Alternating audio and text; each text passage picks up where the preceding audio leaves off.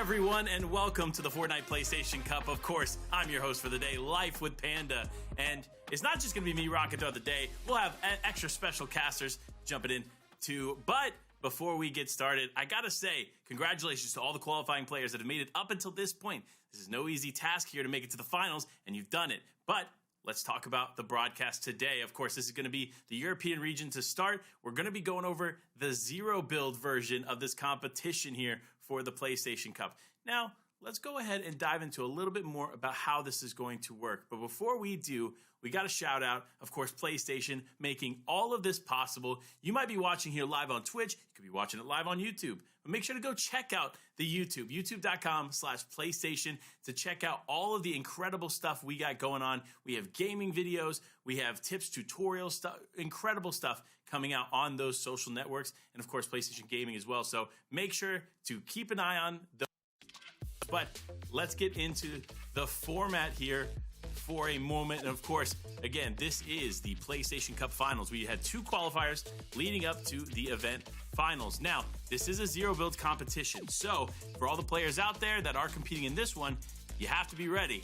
No cover can just be spawned for you. You'll have to make sure you play to the best of your ability. Now, there will be 100 players playing in this, as it is a solo competition. No team mode here for this zero build, and it'll be a total of 6 played. Now, you may be wondering, how do you get some points in this? Well, got you covered.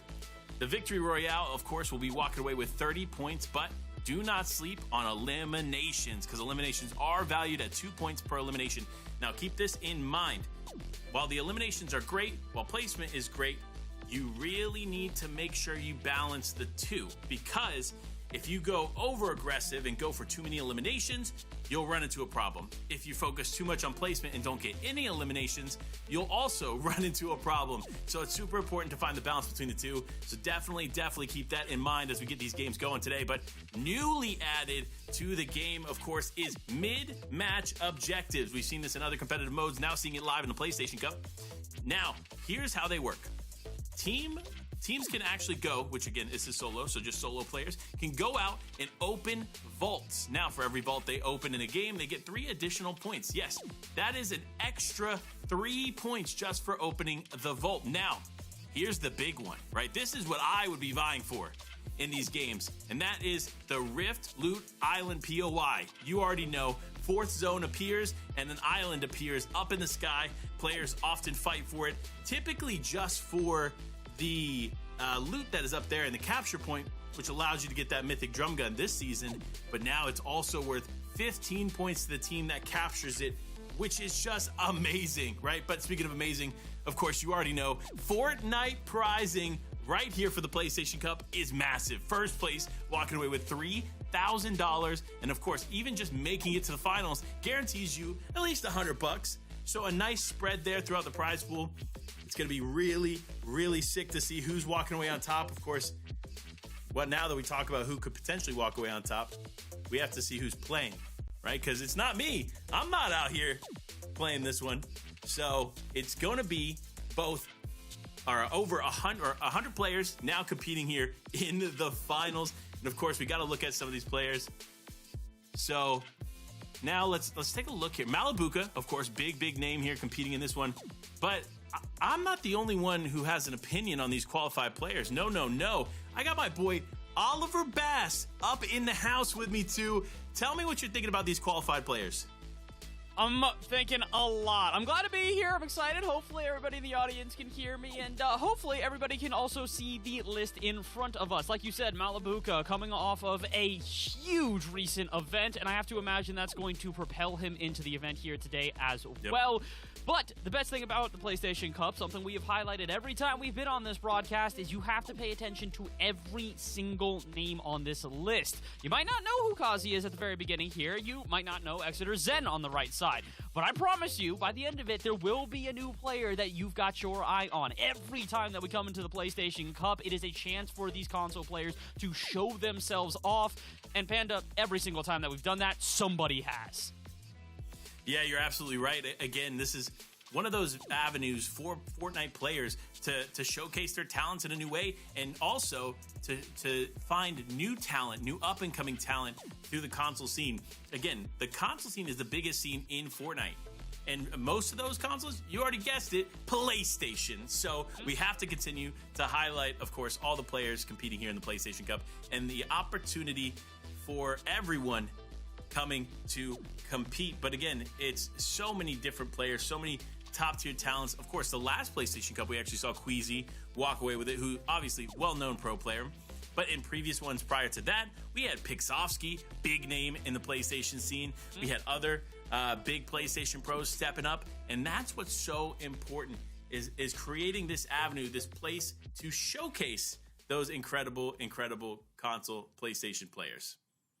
Indeed, and again, that's why we gotta love the PlayStation Cup. A huge shout out once again to PlayStation for making all of this happen. It really is an awesome experience. It's one that you and I have been able to do a couple of times now, but today's gonna also be a little bit more interesting. Not only are we gonna be able to kick this one off with EU and the zero builds here, got a treat for you guys later on. Maybe some North American action that you can tune into, but we'll not get ahead of ourselves quite yet. We got to focus on the here and now, and what I really do want to focus on is, again, zero build is the mode that we're going in here. Normally, it's a build game mode that we've had in the PlayStation Cup previously, but today with zero build being the main mode for EU, this could spice things up, especially with it being solos.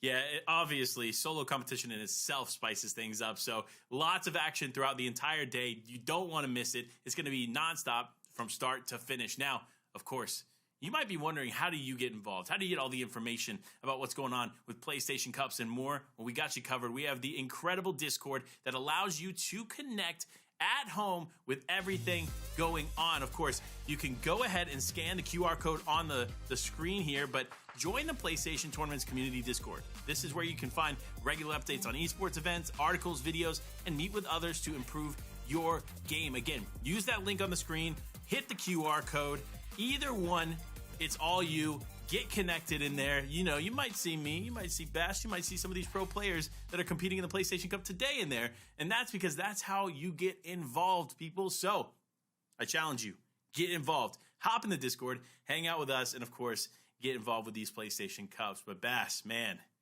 are you ready? This is going to be the first major console event of the year, or of the season, I should say, number one. Number two, this is the first time we're getting to see these mid-match objectives actually count towards a game. Are you ready for that? Dude, not only am I ready for it, but I'm interested to see the implications on top of that as well. Again, the big thing for me right now is capturing the Rifting POI. That is a ton of points that is just going to propel you up. And I have a feeling we're going to see a couple of players, especially in a solos event like that, who are very, very objectively going to be looking for that. Because if you're not going to be a fragger, if you're not somebody who can get eliminations and rack them up, if you're not necessarily somebody who can rely on themselves to get later into the games due to maybe losing some of those one-on-one engagements, you can focus on other ways to rack up points now. And I think it's a very important thing is to focus on just getting points where you can. Because again, Vault's very valuable, that POI very valuable. It doesn't matter how you get the points as long as you do. Because again, thousands of dollars on the line, no matter what. Just getting into the prize money, making sure to walk away with a little bit of cash in your pocket is the objective here. So I'm absolutely ready for it. These mid-match objectives are going to make this very spicy. Oh, it is. And again, 15 points for getting the capture point on top of the rifted POI there in the fourth zone. That is massive. That can actually change whether or not one team walks away ahead. So we'll have to pay close attention. Now, of course, we have to talk about the meta here in Zero Build. It is very, very different than seasons past. Of course, very limited mobility. You have to use a lot of the natural mobility, whether it's the vines and the new POIs, the existing pads over there in the snowy areas and more. You have to be very, very mindful of this stuff because, again, there is limited mobility, but also the Cybertron cannon. I got to watch what was 20-plus hours of Zero Build over the weekend, and I'll be honest with you, that Cybertron cannon is going to be a huge factor on the day if these players have figured out how to use it. That's the big one here. With the little bit of knockback that it does give you, it has started to challenge some players, especially when it comes to having a high ground. If you're on a high ground and in a really, uncomfortable position, all of a sudden you get knocked off of that if there's a little bit too much blowback from the cannon. And you don't really want to have that happen, especially in moments where cover is so scarce. Again, we only have the ability to have cover that is basically either made by the game or it's a porta bunker or something similar that is being thrown down. So you really do need to be very careful in these moments to not give up any shelter. And when the cannon is exploding all the shelter that you do have, it's thrown a little bit of wrench in everything. So these players today really do need to be careful. Again, this is why we talk a lot about those mid-match objectives becoming really important, because if you are exposing yourself, going through your resources, losing any sort of cover that you might have, maybe you shouldn't necessarily be putting yourself in the spotlight as often. It might be a little bit more of a sneaky type of day, maybe a little bit more stealthy than usual. But it's all going to come down to how you want to play. Like we said, multiple options here. If you want to try and get eliminations, tons of points on the board for that today. Placement points also valuable. Mid-match points valuable. Again, this is going to be an interesting one. Solos always seems to have some sort of strategic edge that players have to play around. I don't think today is going to be any exception. I don't either. And again, as in solos, you can't blame your teammate, right? It's something that is more often than not the case here for these players when they're playing in duos and FNCS and DreamHack and whatever else, right? It all comes down to this, which is you are an individual player. Every move you make is on you to make it correctly. So it's going to be close. It's going to be exciting. I can't wait to get into it. But again, it is time. Game number 1 is underway. And of course, we're starting off here with Mist landing in a nice spot towards the north side of the map. Remember, some of these areas have been completely taken over, shifted into new POIs, so we'll see how some of the new areas impact the game today. But he's landing the Citadel, opting to go for one of those tried and true POIs from the early beginnings of this chapter, and starting strong. Major hits here for Mist there, but not enough to convert that into an elimination. No, not quite, but it's good that he's getting his aim warm early and still not letting him go quite. They're trying to get down to the bottom of the Citadel, and I think that they might just chase them down with that as well. Mist here doing a good job at just kind of staking his claim on the Citadel early, and like you said, this is one of the more unchanged POIs. It's been around for quite some time since we kind of saw the revitalization of this map going into the chapter. It has really kind of shaken up this top left area of the map. This northwest section has been not relatively untouched, but it has kind of turned into a tried and true destination for a lot of these more competitive players, and Mist is no exception to that. Now, that being said, get ready. I don't think they're going to be staying here all too long. Again, zones moving quickly here in this current iteration, and it really does force players to make quick rotations and kind of traverse this map in a very, very tried and true way. So maybe try to get some eliminations early, maybe try to get a couple of picks, get ready for the Storm Surge, but main thing is just be prepared to rotate, because not a lot of these POIs are going to go unscathed. Yeah, you're absolutely right. Looking at this, though, Mist he's set up decently. I don't want to say that he is set up for success, right? Obviously, rocking both an SMG and an AR as well as the shotgun there is not necessarily the go-to loadout. So for him, he's just trying to work out whatever he can through what he has. Now, the bunkers, massive. 2 bunkers in the inventory to start this game. That means he can easily take fights in the early game and mid game and hopefully find some success. But realistically, you have to make sure you keep as many of those resources towards the end of the game as possible, because that's where they really, really count. But we see a lot of players starting to drop here, and this is the trend, right? We are in a single lobby setup, and these players that are competing in this one have been completing through the qualifier. So these are the best of the best throughout this weekend of competition. So we'll have to watch closely how it plays out. But Controller missing a crucial shotgun shot to start that fight. Although, look, it kind of worked out in his favor, right? Because now that he's found this chest, he can get this half pot in and feel good to go. And realistically, sometimes you don't need to take a fight at this point.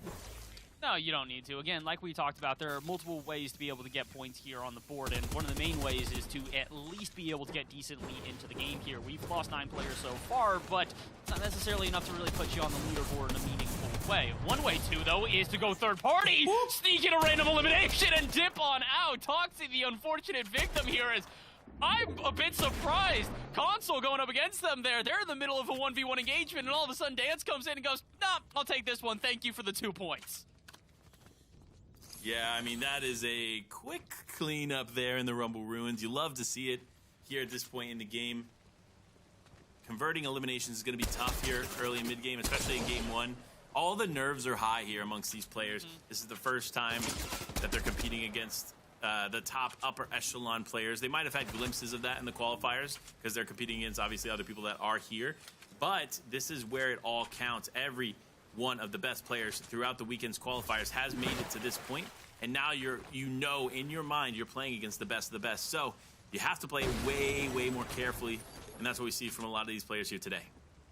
Yeah, that's the big thing. Like we said, solos really is one of those game modes where you just don't have the availability to play it risky. If you do play it risky, it could be the end of your game. And with only 6 total games that you can go through, you don't really want to risk any single one of them. Because again, I would say sustainability here is going to be the biggest issue. We see this so often when it comes to solos gameplay, is that players do try to have 1 or 2 good games through the 6 that they end up going through because they know that a couple of these, it's just going to be one bad engagement, and unfortunately, that's the end of your run.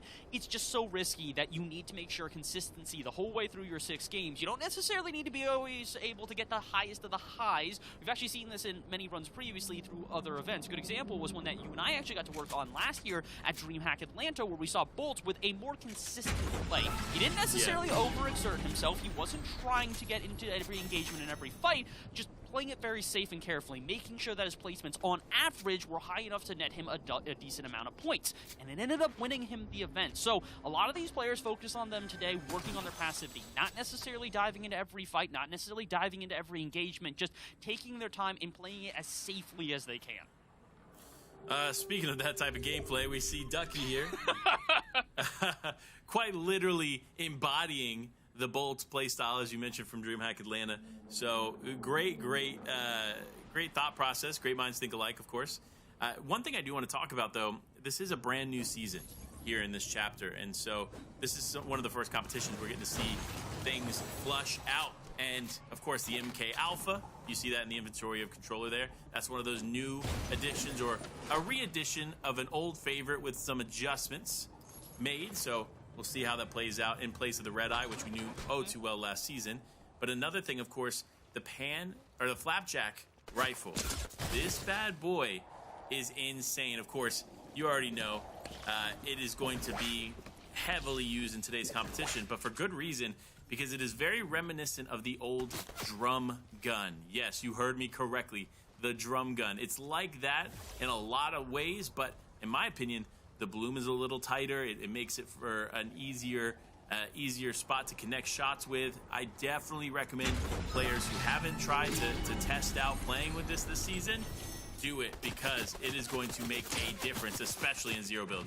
Oh, 100%. You need something that is able to fire from a distance, because otherwise you're going to just kind of be caught off guard. Again, I don't think we're going to see necessarily too many players rush into each other's boxes or try to get into those close quarter combats, because it's not necessarily as viable. That being said, you still do need to be able to use your shotgun to the best of your advantage, and it seems like Royale knows exactly that. Here, Brutal Bash has got a couple of players on them, but it's the AI right now that they're going to have to fight them again. You want to get some of that nice loot. It looks like you might just be able to find exactly that. Like you said, a lot of new vehicles and new weapons and new things here in this current chapter that players are going to have to maneuver around with. And I do think that another thing they're going to have to focus on are Volts like this. We talked about this. These Volts now actually giving points to the players while in these matches. So it's not just that you have to get eliminations. Getting into Volts like that, Royal going to find themselves actually with some points on top of that as well. Very important here, Panda, especially as we get into the early game.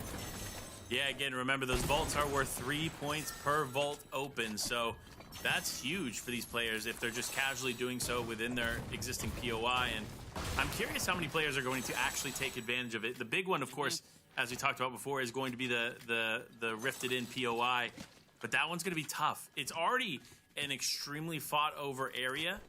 Now add 15 points to the mix, and I think what we're going to see is one of two things. Number one, we're going to see it heavily contested and one team walk away with it after like just kind of sitting in storm for a bit. Or I think no one's going to get it. Because you have to remember, it takes 45 seconds of consistent placement on top of the capture point to be able to actually take it.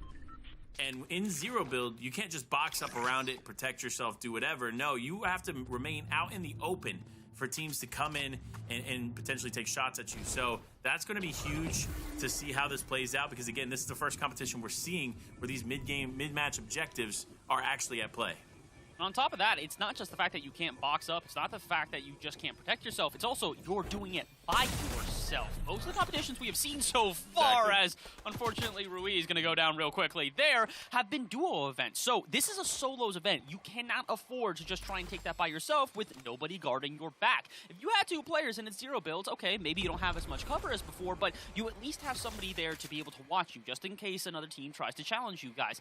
You don't have that here. You have to be for yourself. So solo capturing that POI is a lot more difficult than in many other events that we might see here in the Fortnite competitive playlist. So it's a little bit of a scary scenario, but it's one that unfortunately these teams are going to have to go through here. It seems like my monster is not necessarily scared of themselves in elimination, but Dean might be. They've got a ton of med mist on them, but my goodness, do they have a journey in order to get into the circle.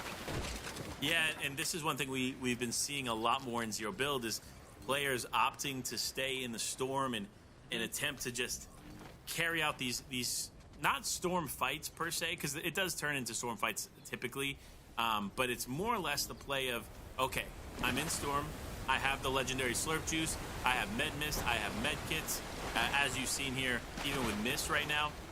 These are things that players are opting to play with and just hang out on the outside of storm, or in the storm I should say. This is very, very different. This is not something we're used to seeing from these players, so interesting little enough, nice little change there in Zero Build.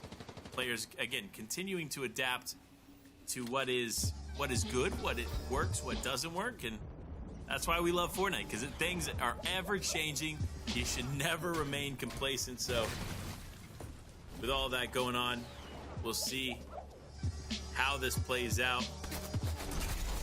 And big shots starting to rain in. It's actually Diagram going to have to take this one.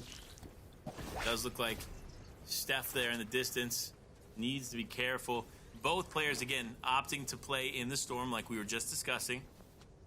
But Diagram doesn't really have too many heals, so it's going to have to be heavily reliant on what they can find along the way. And I can't imagine they find too much, because realistically, if the storm has covered this area, we've most likely had players here. And that's just going to make it more and more difficult. But now, though, we switch back over to Miss, who, again, playing in the storm. Lots of that happening right now, and now it's the time, though. One of the new areas. And remember, if you're not playing this carefully, Baz, you'll get caught out just like that. And this is what we've been talking about again. This is the big difficulty players seem to have with solos, is that they'll take rotations that are a little bit risky. They expose themselves for maybe a half a second, but that's all that it takes. If you've got a player that's got competent aim, who just knows how to dial in at the perfect moment, they're going to take you out in a quarter of a second. And Lefty might be one of those players. Looks like they're aware of the player underneath them and Jake, but not exactly sure where they are at this point. Taking a couple of shots with that AR, maybe trying to bust the roof to see if they can find them underneath, but they're going to find a little bit more difficulty than that, Panda, because not only have they found themselves here with a player underneath them, but they're also on the edge of the storm. They've got to be careful. Multiple other players rotating from that west side around them, so that's probably the smarter idea out of Lefty. Knows that they're not going to be solo there for all too long. Going to get a little bit of an advantage, get just barely into the circle, and this might now just be able to let them camp that out and wait a moment until eventually their players come into them, or you can rush on over to the rifting POI. We talked about this. This is not only valuable for the loot that's on here, but if you can cap it, that's 15 points right then and there. Yeah, and I think the play is going to be run for it immediately, like you see here. Oh, and the bunker play, huge. This might actually work out in Butter's favor, but needs to stay on top of it. You cannot spend too much time away from it. Now, though, the other players are starting to opt to chase this as anticipated, so it's going to be interesting to see, can he maintain it in a moment like this, though.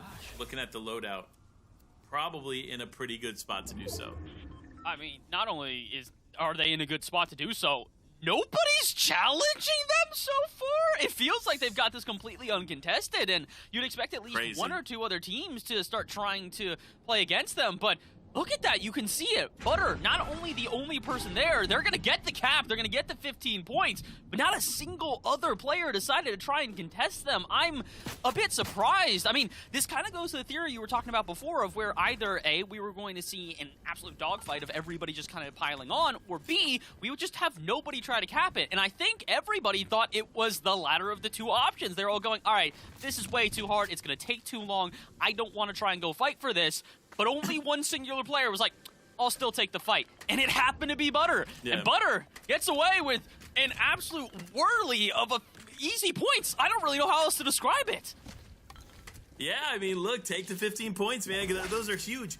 Again, if you don't know, 30 points is a win. So getting this capture point is literally half of a win, people. Wow. That is massive when you're considering placement.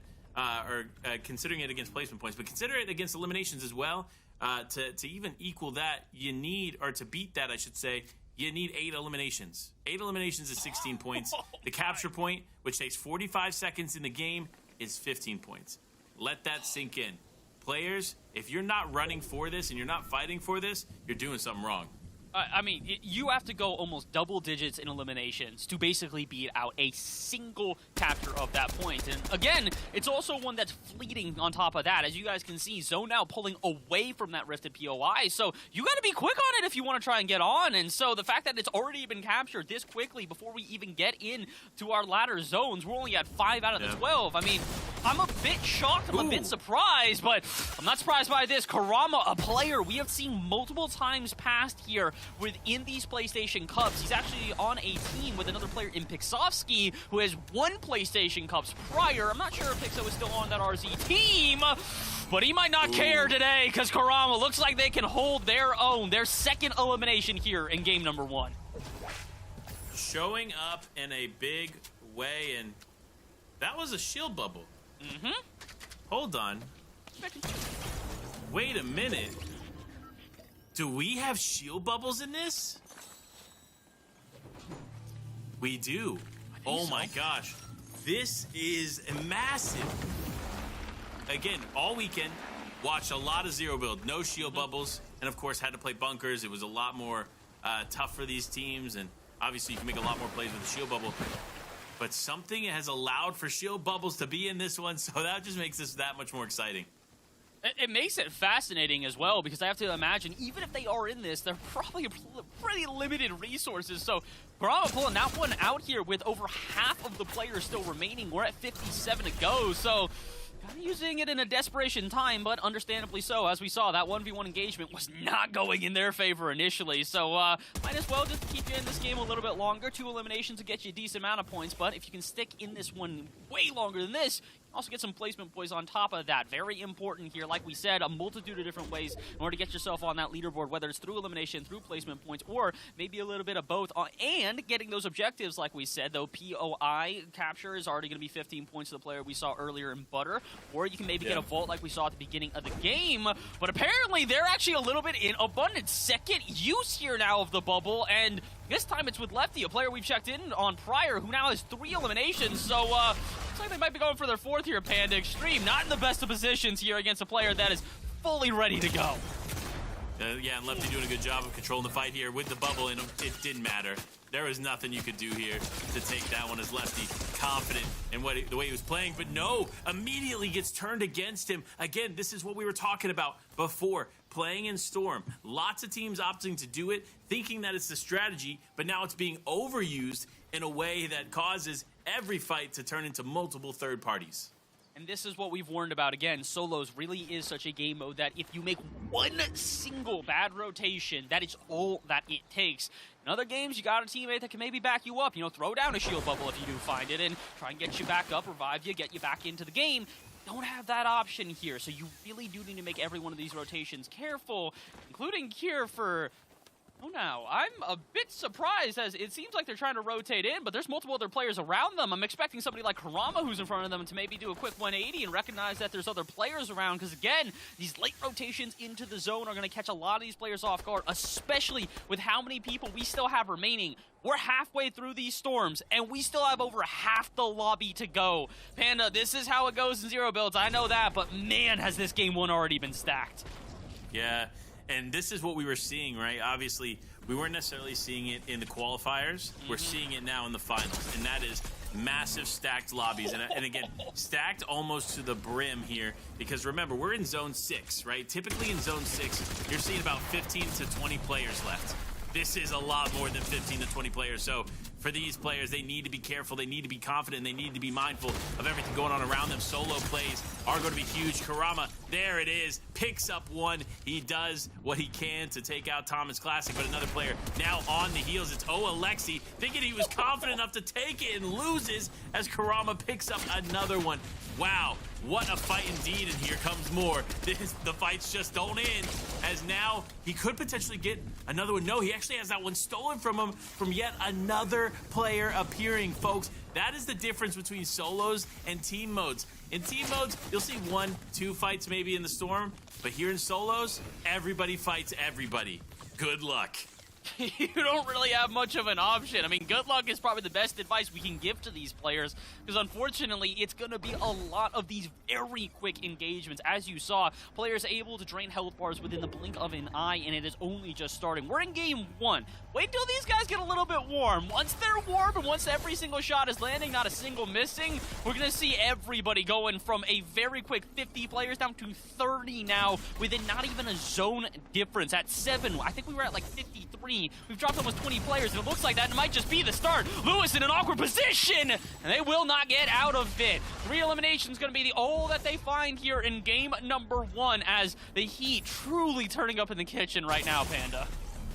Yeah, big plays coming out there for them, and of course, you know, we keep tuning into players, and it's seemingly within moments they either get eliminated or get an elimination, and that's how confined these solo players are here in this final part of the map. And you see CZ, sure, just trying to make their way in. Karama also, again, one of those players we're seeing in elimination after elimination moments ago, still in this one, and another one to add to the stack. Remember, eliminations don't give you any kind of health, so for these players, when they get that elim, they have to be mindful of not only the players around them, but healing back up, and that's what we see Karama doing so well moments after taking these fights. But you can see Karama still a little bit hungrier here, and it's a good fact that they have no shields on them. They need to heal back on up, because we're starting to see players drop like flies, like we talked about 50 a moment ago, down to 30, now down to 22 only remaining. So when we get into these really close engagements, especially considering zone pulling just outside of Bastion, means there's not going to be a lot of cover. The only cover you're really going to be able to find are obviously going to be these porta bunkers, which players are throwing up all over the place. But on top of that, the elevation changes here. A lot of highs and lows in this northern part of the map, so you do need to be able to be careful that if you get caught off guard, you have shields, you have health items on you to heal back up. And unfortunately for Karama, their entire inventory is starting looking scarce. No porta bunkers, no shield bubbles, no shields to work with. All they've got is that med mist, and that med mist isn't even full. So for a player that has been uber aggressive through the start of this game, 7 eliminations might be where they have to hold for a little while here, because things are starting to get a little treacherous in this late game. So treacherous, they're heading home before our top 10. Karama with a huge start, but they cannot outlast their opponents. No, they cannot. They need to stay on it. They need to be vigilant.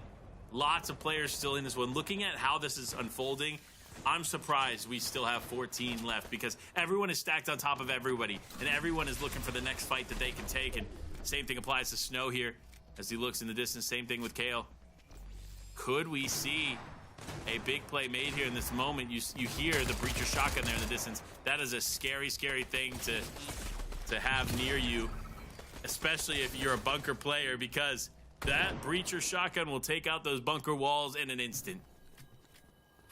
Feels Looks like everybody's about to go down in an instant here. Again, we keep on talking about this quick acceleration to our final players. We're within our top 10, and we still have 3 zones to go. Zero Build showing that they're wasting no time, and neither is Snow from a distance, drilling their opponent with that AR. And I don't think they're done quite yet. They still got to rotate into zone, though, with 8 players in front of them and one with a shotgun firing down. Snow, what you gonna do? Trying to go further into the zone, but they have no other health items. Panda, it's make or break. There's loot all over the floor, but they still have to rotate in, and once they do, they gotta try and get past every opponent around them. Butter, the player we talked about before, already has 15 points, and on top of that, another 8 from eliminations, plus a top 5 placement. This could be the game for Butter here, Panda.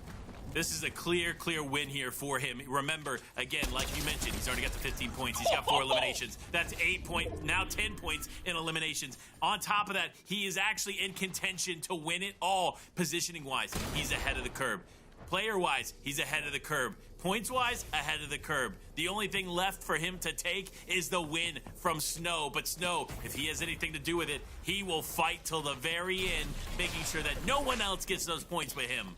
And we talked about it, he needed health items, and he has found some, but the issue is zone's pushing him in. He's going to be exposed in the middle of the Bastion here, and his opponent doesn't catch him off guard. Leon is right in front of him. Jay Seaver has the option to take shots, but they're opting not to. Again, we talked about this. You have to take every solo engagement very carefully. With only 2 other players besides them around, every single shotgun shot that you make is not just a signal to the opponent you're fighting, but it's the other opponents within the lobby, and they're fine with that. But CJ Ver is going to finish it off. Snow goes down to the storm, and all they need is one more shot with that pistol, and they'll take home the victory royale. Game number 1 is theirs.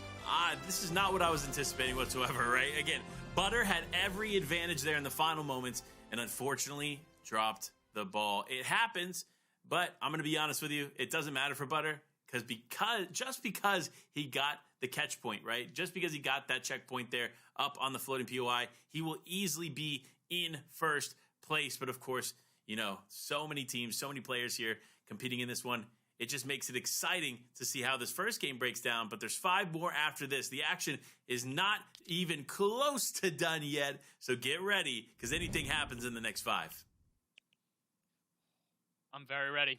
I'm very ready. And again, like we talked about, the leaderboard, which will be up in just a couple of moments here, might not be as clear-cut for CJ Ver as you guys might be thinking. Because, again, we have to highlight the fact that we saw Butter capture that POI more or less uncontested. Actually, not even more or less. Absolutely uncontested. And that's 15 points to them.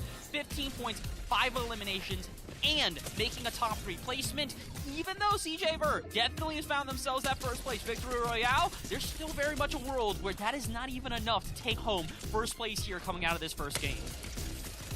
Yeah, and again, Butter, I think clear first place. I don't think anybody can even touch that. But it's going to be close through the remainder of the leaderboard, and here it is, starting off strong. Of course, while this is the standings from game 1, this is not the actual breakdown of the leaderboard, because you see first place has total 34 points. Butter, who came in second, 50 points. Again, look at that, 16, read it and weep, 16-point lead over our game winner. Wow, what a spectacle. And again, it's all from that POI. Take out that POI, take out the 15 points, it would still technically be the lead of Butter there. They'd be at 35 versus the 34 we saw to CJ Ver, but it would only be a single point difference. And again, that's not the only way to earn points outside of the usuals. We talked about it. Eliminations, placement, obviously going to give you points. But not only is it the POI capture, it's opening vaults as well. So for a couple of players in here, their placements and their points might look a little bit odd to you guys, but remember, vaults are going to give you guys 3 points as well. So there's a plethora of ways to earn points here in the PlayStation Cup. And so for some of these players in the back end who maybe didn't do too well in this first game, don't worry, you not only have 5 other games, but you got a myriad of different ways that you can earn your points. So as we look through the rest of the leaderboard here, unfortunately, a lot of players walking home with a point or 2 total, but that's okay. Like we said, Panda, we have a long way to go here in the PlayStation Cup for EU. That we do, especially now. One thing I do want to mention, of course, we have some incredibly notable names here from the PlayStation Cup scene. In the PlayStation scene, Aoxy is one of them who, while played in that game, didn't find a lot of success early on, meaning that they ended up dropping in the bottom half of the leaderboard. But that's not the type of player that they are. And that's just that kind of just shows the value of the game one leaderboard, right? It's good, it's cool to follow, but realistically, it is not the end all be all, because game one is about getting up the nerves, making the mistakes that you're going to make throughout the day, and then simplifying and making everything better and focused on the adjustments. So we'll see how many players can focus and fix those adjustments as we get ready for game number 2. But Bass, I got to ask, right? There's one thing we didn't see in that. I don't know if you noticed, the Cybertron cannon was absent. I was really expecting that, especially end game, especially when we're right around the Bastion. We talked about this. One of the biggest advantages of that is just blowing down walls, just absolutely exploding everything around you. And you'd really expect that to be used as sort of an entry frag for a lot of these players, but we really didn't see that. Almost nothing at all, especially in the more open areas around the Bastion. So, bit odd. I'm thinking it's not in. That's what right? It's got to be. There's no other way. So this is what's interesting, right? Because again, this is the first tournament that we're getting to see in the Zero Build tournament playlist. So this is the first time we're getting to see what is active, what's not active. And of course, the Cybertron cannon, while it was super impactful in Zero Build events over the weekend, it was not present here in this one. But what was present was the shield bubble, which again, such an impactful item in Zero Builds. Great to see it here. Glad to see it in the fold. And within a few days, you know what we're also going to have in Zero Build, Bass? Oh? The shockwave grenades. Yes, we just got notice right before the weekend started. Shockwave grenades coming back to the Zero Build playlist. So while this is the last event we're going to see without them, I still can't wait to see what it's going to be like with them. Of course, you know, PlayStation Cup's here, coming and showing out how to put together a Zero Build tournament. Love to see it. Can't wait to see more support, of course, for the PlayStation community. Now, though, we got to get ready for game number 2, and I gotta press you a little bit about a prediction, right? Okay. I want to know, based on game 1, we got to see all these players, some new players, some players that have been existing in the scene. Which one do you think can run away with the win? And what are some players that we still should probably watch out for? I think a player that obviously could run away with the win. We saw that with a plethora of eliminations in that first game is going to be Kurama. They played in multiple PlayStation Cups prior. They've done well in PlayStation Cups prior, but they kind of need to look on to the consistency. I feel like they were a little too gung-ho when it came to a couple of those different engagements there where they were just kind of diving in a little bit haphazardly. But a player to watch out for that I think we didn't really see, I'm going to make sure they're still participating because we did see them on that initial player list, was Malabuka. I didn't see his name at all in that game. I didn't see him in the elimination feed. I didn't see him getting eliminated early. I didn't see him getting any eliminations. So I want to watch out. If he is participating, which we believe he is, I want to see him at least make a good run here or there because that's a very, very good player. One of the best players on the planet. They absolutely should be competing as we get into our second game. Oh, 100%. Again, they've won 2 major Zero Build events in the last month, taking it home, obviously, as a duo with their duo mate, Thomas HD, and, of course, the incredible placement in FNCS, too. But if they are competing, they're going to be a force to be reckoned with. And, of course, in my opinion, they probably don't even need game 1, right? Malabuka is so talented. He could miss a game or 2 and still come back and win it all. Oh, 100%. I also do want to focus on some of the rat guys that we've gotten here as well. YZY as well as Ryzon, 2 players that were able to get into the top 20 and have done well in the past as well. So, again, PlayStation Cup has a history at this point. We have seen the players that are the repeat players who come back and do well in these events. And while game number 1 is not always the most telling of instances, do keep an eye out on who's feeling hot on the day. Every once in a while, I like to say this, if somebody's got the hot hand, just keep on dishing it to them. And while this isn't necessarily a team mode, so you can't necessarily dish anything to them, the opponents can't unfortunately dish it to them. You want to challenge up against a player who's feeling good, who's feeling like they're hitting all their shots? I mean, power to you. I'm thinking it might just be a mistake. So watch out. Players are going to start to get warm as we get in off the battle bus and into our second game. Again, we got 6 total to play, so we're at about the 1/3 mark after we get out of this one. So not make or break if you can't turn around your day by now, but at this point, you need to at least be getting started, starting to get some eliminations, starting to get some points, and like we said, a plethora of ways to do so. Yeah, we'll be watching closely as all these players drop in here for the game number 2 of the European Zero Build Cup. Now, remember, this is just one of 2 PlayStation Cups we're actually going to be covering today, and one of 4 PlayStation Cups played on the major regions of Europe and NA. Because remember, there's a zero build as well as a standard BR for Europe and a zero build and standard BR for NA. But when it comes to NA, we're going to be covering the standard BR later today, so don't forget that. Make sure to tune in for that as well. It'll be not too long after we complete here in Europe, so make sure you are aware and tuned in for all of that action. But speaking of action, of course, Lucas, we have to highlight this player. Seen quite a bit of them in the recent year. And so, interestingly enough, opting to pick a no-name area to just take whatever chest they can and then rotate around. And then, of course, our Game 1 winner and JCE deciding to opt for the new POI of Shady Stilts here. Beautiful, beautiful area for sure. Can't wait to see what they do with it. Yeah, I really do love Shady Stilts here. It's, like you said, a very pretty POI that has been added. The only issue is, again, it's added recently, and with so many of these tight corridors for these players in a solos event, you can get caught off guard very quickly. I mean, I think we saw this. I don't believe it was out of JC last time, but it was another player who very quickly kind of popped in, grabbed an elimination, popped back out. Third party's abundant here, so if you're not careful, you might have an elimination stolen from you right underneath your nose, or maybe you might just try to get out of these close quarter combats and maybe play somewhere a little bit safer. For JC, it just looks like they're going to loot up, as again, early game here been pretty quiet. We're going to start to really see the eliminations rack up once we get to, I'd say, about halfway through our zones and around to the 50-player mark. That's where we saw in game number 1 go from 50 players down to 30, down to 20, down to 10 before you could even breathe. So a lot of these players got to play carefully, including Aoxy. This is a player we talked about with prior experience here in the PlayStation Cup, and looks like game number 2 starting off a little bit better than game number 1.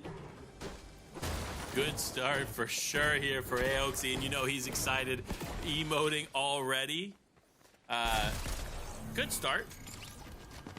Curious if they'll be able to keep it going, though. You know, Aoxy, top-tier player here in the PlayStation Cup, so I can imagine that energy is going to maintain. It's going to keep going. But for Noms Fishy, a player that we didn't get to see too much of in game 1, may not be able to see too much of in game 2, as they take a major shot from another player close. He is opting to go up top. Great play on his part, right? If you can get into a nice little hidden position and heal up and get back into it, you might be able to win this fight, but it does look like that won't be an issue for him. The other player opting to just keep looting, keep rotating, and in my opinion, probably the best play.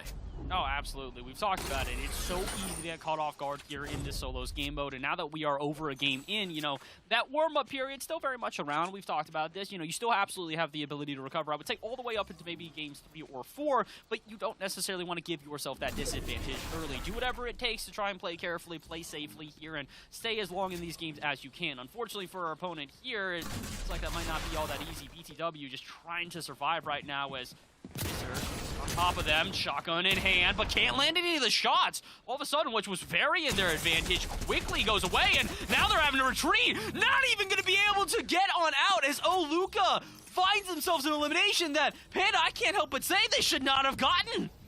Okay, so here's the deal, guys. In a situation like that, if you take a fight and you start a fight and you're healthy, you don't turn and run like that. Because Luca had no HP. One shot would have changed that fight and Luca would have been down and out.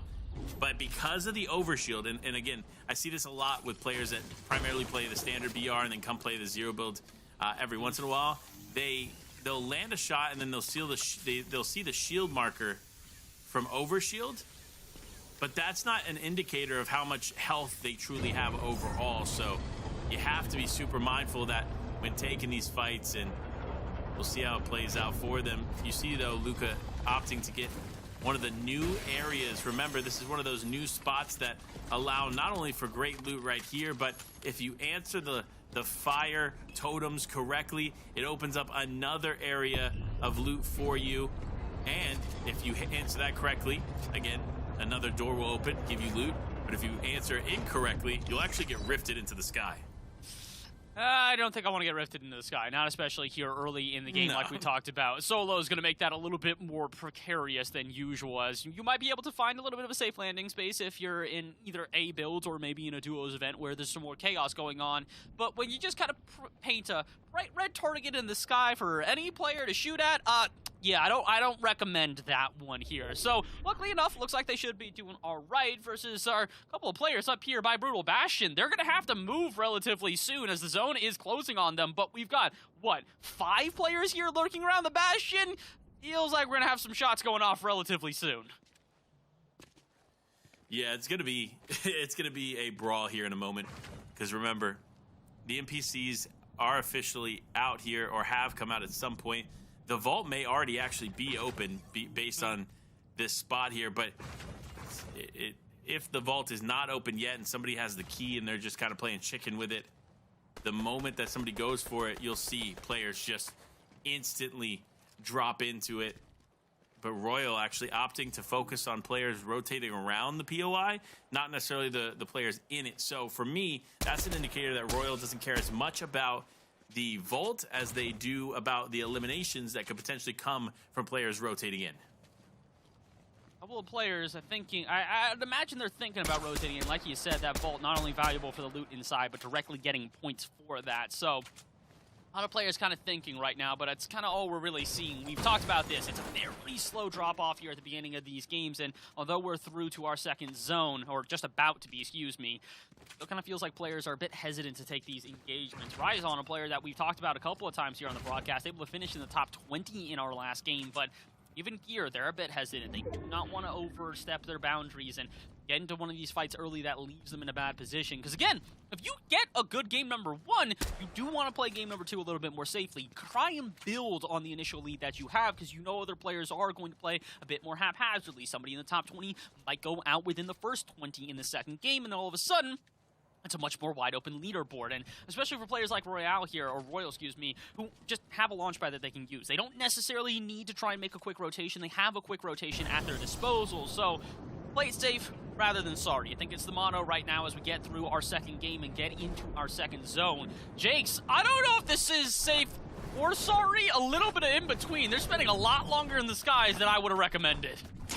Yeah, I think this is one of those times. Yeah, I was about to say, this is one of those times that you'll probably get away with it more than later when the zone is tighter. But there's still going to be players that see you in the sky and punish you, and that's a perfect example of what can happen in those situations. So for It's Jake, you got to be mindful of that as you continue rotating on. And Royal, probably one of those punishing players, has a nice little position here. Does probably realize that there's someone close, but just not sure where they're at. And you see the haphazard movement. Wait, quickly realizing that somebody moved. And that's the beauty of that in-game system for hearing that allows you to see directionally where players are. And sure enough, they're going to go ahead and take some shots and try to break in and potentially breach this wall. Shield bubble does come out, though.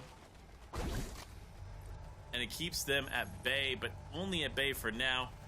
We'll see how this fight continues on. As no, it is J-Bear going to get caught out by another player unsuspectingly, but Royal wants this action too. He doesn't want to lose this elimination, as it looks like PA Cammy was able to get it, but now Royal in a big way taking home the elim he so desperately wanted. Huge for him to convert on that. Take my elim once, shame on me. Take it twice, shame on you. And, well, the shame is going to result in Royal getting themselves their first elimination here in this second game. And again, a lot of loot around that as well, as they're just on the edge of the zone. And honestly, they got kind of lucky on this one. Nobody around them coming in from outside in the storm. Nobody in front of them that they're going to have to traverse through. So Royal might have set themselves up for a pretty easy rotation to get later into these games. And again, like we said, you're not really going to see players going out all too quickly up until maybe that 5th or 6th zone. And you're not going to see players leaving Brutal Bastion for a long time. I think we had 5 or 6 players at Brutal Bastion before the zone closed and the storm started to go over it. We still have 4 players here and a 5th one just a little bit north, all lurking. They all want that vault, Panda. One of them has the key and is not showing it. Yeah, something is happening here that I don't even know how to truly call it. You look up just north of Brutal Bastion, there's somebody sitting on the hill waiting for these players to rotate out. There's one sitting on opposite sides of each other, one sitting towards the middle, and everyone just waiting. I don't know if they're waiting for a capture point. I don't know if they're waiting for the vault.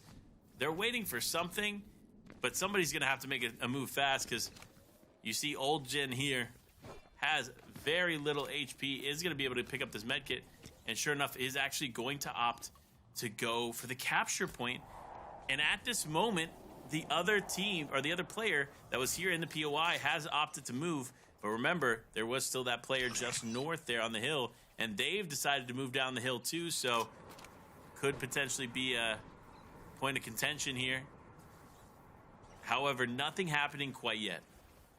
Kind of feels like everybody's waiting for somebody else to make the first move right now. Old Gen might be technically the first move, honestly, considering the fact that they are kind of putting a target on their back by opening up this POI, but we'll have to check in on them in a little while here. Unfortunately, we're going to check in on Zig, and they're going to very quickly be sent back to the lobby. Unfortunate, as Act's going to find themselves their second elimination so far here in the second game. And double porta bunker. All right, building themselves up a little bit of a fortress early on, and not a bad idea. Frenzy Field's very much within the zone, so just going to kind of take their time and get sturdy, get ready to go, get ready to rock, as more engagements will be coming. And again, tons of loot on them, even extra porta bunkers and shield bubbles to work with. So my goodness, look at the Fortress of Solitude that they have built so far for themselves. Yeah, you gotta love the first thought that comes to these players' heads, and it's like, oh, I have extra resources? Let me just throw all of them down. Which, it can work, don't get me wrong. But more often than not, it's better to know that they're there and potentially go back for them in the future if you need them than it is just to use them all right away. But you see a new item dropped right there. Yes, that is brand new to the game for all of you at home. It is the Kinetic Boomerang. Now, in my opinion, it has limited abilities in comparison to some of the other kinetic items we've seen in the game, but ultimately, it still can do some pretty significant damage if used correctly. But now it's time to focus in. The spawn island is here in the 4th zone, and it looks like Leo is actually going to be the first one up there, bunkering already and going for the capture point. Yeah, they learned their lesson after game 1. They went, oh, nobody's challenging this? I'm absolutely taking this one. And fortunately for them, they might be a little bit mistaken. Leo here finds himself with one other player on the island, but I don't know if the other player is aware that it's already being capped here. Looks like Moles inside the building is just kind of waiting for the approach. My guy, you don't have a lot of time to wait for said approach. And uh-oh, Butter, I think you're out of time. You're trying to go in for a sneaky cap again like game 1, and it looks like you've realized you might have waited too long here. Leo, still uncontested. Moles, you got to make your move. It's now or never. You want 15 points or at least a shot at it. You've got to contest, and they're just running around the house. They might not even know that the point's being captured right now, Panda. Yeah, I think they had no clue. I think they were waiting for another team or another player to drop in and wait for the indicators on the screen to show that somebody else is close. And at that moment, with Leo not really moving, Leox just opting to kind of stay quiet, stay silent. The other player just ultimately didn't realize what was happening and has lost the drop, but there's still some other players relatively close. So while Leox is going to walk away with the 15 points, could end up going down early in this game if they're not careful. So we'll see how it continues to play out for them. You see them, though, using the bunker to just try to take shots on unsuspecting players in the vicinity. Could be something good for them, but realistically, if I'm any other solo player right now, I am going up, landing on top of the house, and I'm taking shots at everybody down low. Like, Leox is not safe where they are at, especially with weapons like the Breacher Shotgun in the game. You can take out these bunker walls in an instant. Not only can you take out the bunker walls within an instant, you can take out the player within an instant from this distance. That's the big issue, is that they've got 2 close-range items on them here. So if they're trying to fight against anybody that might be lurking underneath the POI, waiting for them to hop off, they're just going to get into an engagement that they are not prepared for whatsoever. Thomas seems to be relatively prepared for this one so far, though. Interesting rotation into the zone that might just be able to get them a decent advantage here, as it looks like they're rotating in on a side where nobody happens to be. So, again, this is what we've talked about. It's a really slow burn up until about this 5th or 6th zone, and this is where we start to see the pop-off. Players start to get into these engagements that they can no longer stray away from. Maybe it's just the indicator of the Rifted POI. Maybe that's just what everybody is waiting for, is they're just like, oh, Rifted POI's here? Now we can start getting into fights. I don't know if I advise that as maybe the best of moves, but hey, if it ain't broke, don't fix it. And so far it's working out for a lot of these players, as again, we're still only seeing the occasional name pop up in that feed in the top left. And I have got a little bit of confirmation. It does seem like Malabuka is indeed still participating. They've just kind of had 2 bad games in a row here, Panda. 96th in game number 1, 69th in game number 2. It's cool in the fact that, you know, it's flipped numbers. That's about all that's going cool for Malabuka right now, though. 2 not-so-great games to start off. Yeah, definitely not what you want to see here from the top-tier pro in Malabuka. But nevertheless, everybody has different off-spawn experiences, and they could just not be finding their groove. It happens. It happens for sure, but we look down now as Thomas Classic hitting the shots. That is a Thomas Classic. Of course, referencing Thomas HD there, because the man, when he has his sights set on you, he don't miss, and that's what happened right there. Finally finding themselves that second elimination, and it seems like they might have a couple more, along with React here. My goodness, we finally get a picture here of what the actual center circle is looking like, and wow, it's rather contested. Who would have thunk that? At this point, it definitely feels like we're still kind of waiting, like I said, for that pop-off moment of where everybody starts to get going, and might have already found that Ducky, a player that we hadn't really focused on before, but I do want to keep an eye on them as their name pops up in the top left, a player that is relatively prominent, or at least been seen a couple times in PlayStation Cups past, but again, we've talked about this already here today. These PlayStation Cups, a place to prove yourself. If you are an unknown player, very similar to JC for the player we saw at the very beginning of the day, this is where you establish yourself. This is where you show yourself to the larger Fortnite competitive world. I mean, we have examples already of players who have done that. Pixofsky, a player who has won PlayStation Cups in the past, then went on to team with Queasy for the Console Cup, and they won that too. So this is where you can put your name out there, show yourselves to those Tier 1 pros, and even get the chance to maybe play with them if you are good enough. Mole's absolutely a player good enough, but unfortunately, their awareness has kind of left them lacking so far here. 0 eliminations, despite the fact that they were in a 1v1 opportunity on that Rifted POI, and it looks like they've actually gone off the POI and still not found themselves an elim. And you know what? Look, if you're going to play patiently off that area, so be it, right? If you're going to play patient, good for you. But at some point, you have to realize that you're going to have to move. And if you play too patient, teams will establish themselves ahead of you. And once you're the last one moving in, you're the last target for all these players to focus in on. So they'll have to be mindful of those exchanges and those thoughts as players really start to move in. It's Jake, a good example of that, is playing in the Storm, does end up finding a beautiful elimination there and keeps his game going, but needs to be careful because more players still looming in the distance, as well as players already establishing themselves ahead, will cause for a serious problem with him in just a moment. Lefty been a problem for a lot of players so far here through these 2 games, and it seems like they're only continuing. A 4th elimination, and it looks like a 5th might just be on the horizon as got a player above them, getting a shotgun shots to spare, and a porta bunker that can now kind of hold up in. Looks like, wait, somebody dropped on top of them. They're not even aware that Lefty has kind of outmaneuvered them. A quick ring around the rosy could give Lefty their 5th elimination and maybe even a 6th. More players on top of them as a Lefty racking up the points right now. Racking up what is a phenomenal game here for them. Big plays come through. Can they remain consistent? That's the question. With that level of aggression, it's going to be tough. And Snow back on the grind. They don't stop. We saw them in game 1 find a very, very solid finish. I believe they're top 5 to finish that game. Looking for another top 5 finish, though. He's on a hunt. You see, shots going to rain in on every player ziplining across, not letting anybody by. Anybody that is out in the open, get ready because Snow is coming for you.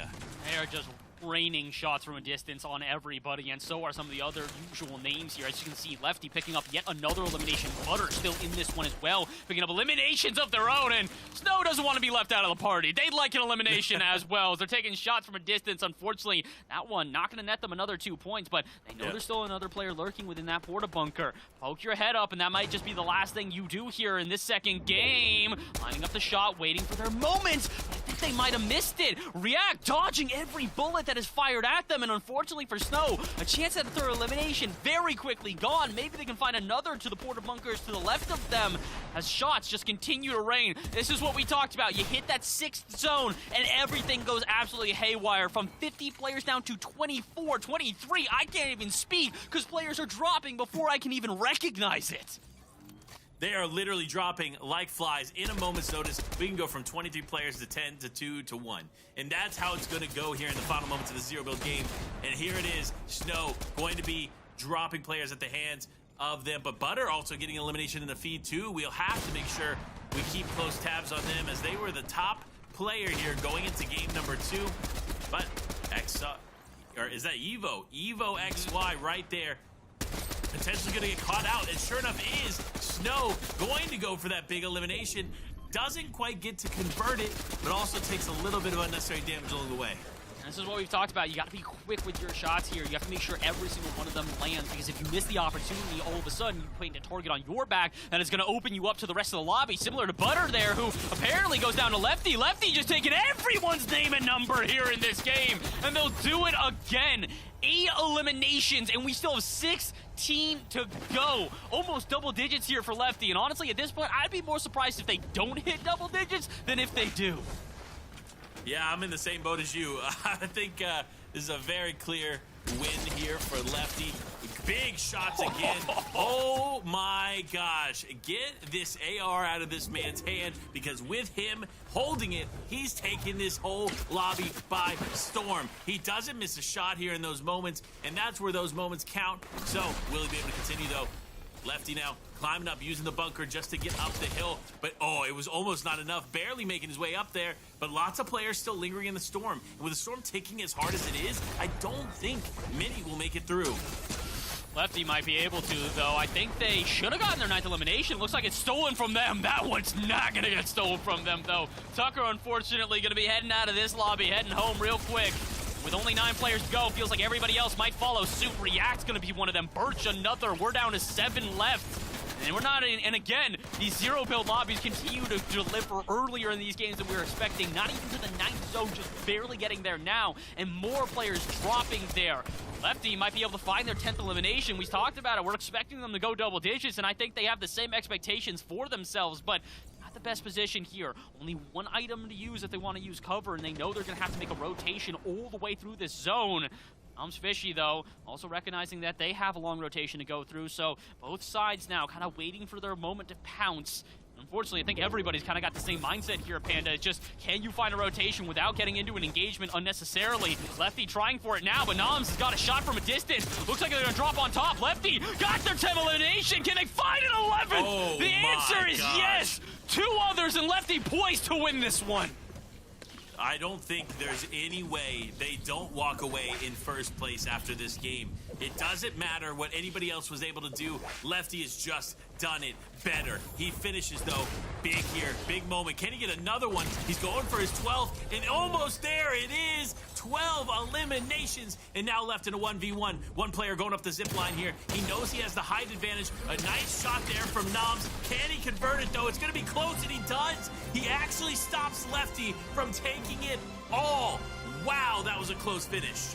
Unfortunately, unlucky number 13 strikes again. It's the hardest one to get there total, and unfortunately, they couldn't quite. But again, 2nd place, finding themselves that many eliminations, I have to imagine that they are number 1 overall after that. Because again, Lefty had a good first game as well. It wasn't bad by any stretch, but Fishy, the one taking home that victory royale and 30 points. And hey, they got 3 eliminations along the way as well. That was not a bad game for Fishy by any stretch of the imagination. No, not at all. Phenomenal finish there for Fishy. Of course, not as many eliminations as some of these other players have had finishing off, but still, great game, great win. But it really comes down to those mid-game objectives too, right? Because we've seen players opening vaults. We obviously saw the player who ended up getting the floating POI. So all these extra little points to the edges here are going to make a difference, and we'll see how it plays out on the leaderboard. But Jake's, man, oh man. And here's where Lefty really started picking up the pace, right? That was the 5th elimination, and then it comes to this moment, of course, trying to go for 13. Can't necessarily convert it, as Noms Fishy had a different plan for the way that this game was going to go. And, of course, congratulations to Noms. But here you have it. That was just the standings from game number 2. The overall leaderboard obviously looks a little different, but 2nd place, 49 points in 1 game. Like, absolutely that is insane. Serious. It's crazy to think about, but the other crazy thing I do want to highlight before we go off of page 1, look on the right side, 12th place, Leox, finding themselves technically third most points in this game at 32, and again, it is due to that POI capture, that rifted POI, going to give you 15 points. So despite not getting into the top 10, they still finished top 3 overall for points walking away from game 2. We have to keep highlighting it. It is so important for you to get points wherever you can. It doesn't matter if it's eliminations. It doesn't matter if it's placement. Get the points where you can. With Bolts and that POI now giving out a huge amount of points, absolutely take advantage of that. We had a couple of players do that here in this game, but unfortunately, not everybody really taking advantage of this second game here. As you can see, more players going down. In 69th on that last page, we didn't get to highlight them, but again, Malibuca is in this one. They're going under a different name, under JMCC15, so you got to keep your eye out for them. Although they haven't popped up on the leaderboard really all too prevalently through the first 2 games, I don't think Malibuca is going to be a non-factor tonight. That's a little bit of an outlandish statement. Yeah, and honestly, if it is Malibuca, right? Because we could see these players, they could have potentially baited us, but you know Malibuca, Queasy, they all play in these, and they may be opting, remember, to play in the standard BR version instead of the zero build one, because we have players like Akira, Pixovsky, Queasy, all very well known, obviously, for both different game modes, but with both of them being an option here in this PlayStation Cup this time around, we could see them play in a different one, so we'll obviously be trying to tune in with that as much as possible. Unfortunately, not necessarily on the broadcast, but personally here. So we'll watch how that plays out for them. But of course, remember, this is zero build now, but we got some standard BR action for you later today. If you love the build mode, don't worry, because later on we have NA coming to you hot to bring you another set of games there and a different way to play. But before we can get into the next game, we got to toss over to a quick break. So make sure to stay tuned. We'll be right back.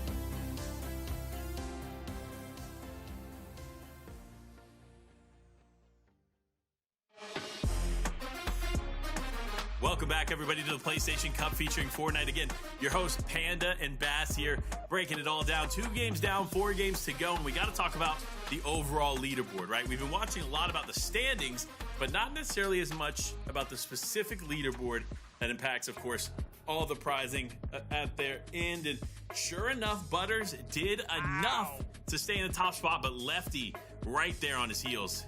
We talked about it. Consistency overall. Placement points. Always the most, well, I wouldn't say always, but usually the most valuable here, especially in a solos mode where things are going to be volatile. So 34 placement points overall shows consistency through 2 games. And again, we're only 2 games in. So if you are on the latter part of this leaderboard here, maybe 20 and further, don't get too scared. We still got a long way to play. We still have a lot of volatility that can be had, especially like we said, with the eliminations just kind of flying here. We've been seeing this time and time again as players just kind of come in out of nowhere and just rack them up very quickly. So for some of the more familiar names as we get further down to the leaderboard and all the way to 99th place, don't be too surprised if you're not doing well now. Just wait until the end of this one because we're about to get ready and get into our 3rd game. And again, halfway point for the night here is going to make this a little bit more chaotic. So if you don't establish yourself by now, maybe then you do start to worry. But yeah, not quite yet. Yeah, not quite yet indeed, but we'll see how it continues to play out as we get ready for game number 3, almost to the halfway mark of this zero build competition. And again, remember, lots of action going on throughout the day. Don't forget to tune in as well later for the NA Standard BR action too. So we got it all breaking down for you. But here it is. Game 3 gets ready to go and commence. Bass, I gotta ask, do you think Butters can do enough to stay up at the top? Or can Lefty maybe sneak one of those floating POIs or remain consistent enough to kind of overtake that first place spot? I think it all comes down to, does Butter recognize the fact that now that Rifted POI, which they had uncontested in game number 1, can they recognize that it is now contested and they need to be a little bit more advantageous here in game number 3? They do that, 100% I can see them holding on to that first place. But if not, Lefty's going to have their name and number written down. You know they've got a little sheet of paper, and they're going to be looking for that name anytime that it pops up in the feed, trying to figure out if they can get a chance to take them out early because they know who their direct competition is. And honestly, I think the other big thing, I don't think Lefty's going to be satisfied without a VR here. They were one single elimination away in game number 2. Game number 3, you know they're coming into this one just rearing to go. They're going to have shots everywhere, and I doubt they're going to miss many. So, yeah, I'm gonna think Lefty for right now. I think they're going to be my pick for sure, but let's see if maybe Butter can make that adjustment and get another Rifted POI. Interesting. We will see how it plays out for them as we dive straight in with Monster. Of course, you know, listen, I know a guy named Monster. He's a buddy of mine, you know. You may have heard of Monster D-Face. Shout out to the homie. But this Monster is on a different level. You know, I'm going to say this. He started game 1 pretty strong. Game 2 got at least a few points there. And with that little bit of consistency in the first 2 games, obviously it's not top-tier consistency, but a little bit of consistency there. He puts his name in contention to be in the top 10 finishing off the day. But it really depends on what happens in the next 4 games, as these 4 games are the deciding factor of who really walks away the champion, walking away with $3,000 in the first place spot. Because, again, so much money on the line for everyone competing, and you know you want a piece of the top prize. Oh, absolutely. Thousands of dollars to be able to get here. And again, this can really be not only an event that is going to show you off in terms of being able to get a little bit of change in your pocket, being able to, you know, have some of that financial stability, but on top of that, it really is a chance to prove yourself. Like we said, the greater Fortnite community is watching this event and is watching with very bated breath. They are trying to see who's going to maybe be the next console player to pop off, because it's just kind of how it goes. We've seen this in so many esports, including Fortnite, of where players start off on a console and, you know, play through their console and start to get a name for themselves. They maybe move over to PC or to another console, and then they find themselves even greater success. To be honest, I don't even know if you have to do that. With the current specs you have on the PS5, yeah, you can run a PS5 all the way into FNCS. So, Lefty, keep on trucking with your PS here, dude. My guy, you're doing great on the PlayStation, and honestly, I think you're doing great on the day as well. You find yourself going into Game 3, not necessarily as precarious a position here as Tong, who has found themselves in a 1v1 early on, and I don't think they're going to escape from it. Unfortunately not. Second elimination of the day goes here to Salam in game number 3. You know, listen, you were talking about the PlayStation and how just valuable it is from a spec perspective. Honestly, I want a PlayStation for every room in my house. Right? Because, like, I want to be able to, like, you know what, like, okay, my office, sure, I'll play Fortnite in there. And then I want to go downstairs, and then I want to play, like, on a 4K screen. I want to play one of those beautiful, beautiful titles that, like the Spider-Man titles, of course, and others, like, being able to just go in and play what PlayStation has to offer at the highest level is so cool to me. And I feel like every experience requires like a different monitor, in my opinion. So listen, go out there and get a couple different PlayStation 5s, test it out on different monitors. I promise you'll see exactly what I'm saying. Because for me, like, I love, obviously for Fortnite, I love like competitive gaming setups. That just makes sense, right? You want the higher refresh rate monitor, the HDMI 2.1, so you make sure that you can actually handle the FPS that the PlayStation 5 actually provides, because it's crazy that a console can do what it does. And then, of course, at the same time, you kind of want to have a 4K monitor, because you want to play some of these beautiful games that are coming out on that monitor. And the only way to do that is if you are playing on that monitor. But again, 4K monitors aren't necessarily competitive gaming monitors. That's why you need multiple setups, guys. So everybody just go out and buy like 3 or 4 PlayStation 5s. I think that's the right play financially, especially if you win first place, man. You walking away with your piece of the prizing, and just spend that on some PlayStations. I truly do love you, Panda, but that might be the most bougie statement you have ever made. Go buy a couple of PlayStations. Okay, I mean, hey, listen, to each their own on this one. To Ducky, they might just need to survive. But here's the greatest thing of, if you do have PlayStations for different setups, for different games to compete on, you can compete on a multitude of them within PlayStation. Again, we've talked about this before. PlayStation, not just doing the PlayStation Cup here for Fortnite. We have got other titles that you can compete in. I believe Street Fighter and Tekken, some of the newer ones coming up. So, yeah. Grab a PlayStation, get involved, get into the competitive sphere, and play whatever game you really do desire, but make sure you pay attention to Fortnite, because the action, like we said, is only continuing to turn up here as we get through our first zone or so, and it still feels like players are just not shying away from these early fights. Slappy Shore is not usually a place, or at least not so far here today, that has been hotly contested, but my goodness if we don't have a battle for the roofs right now. Yeah, you love to see it here, but for we hit those, he just doesn't hit those that matter, because you can't take a fight from that angle, right? Obviously, Max FN, we actually saw Max FN here compete over the weekend in the finals of a major zero build competition.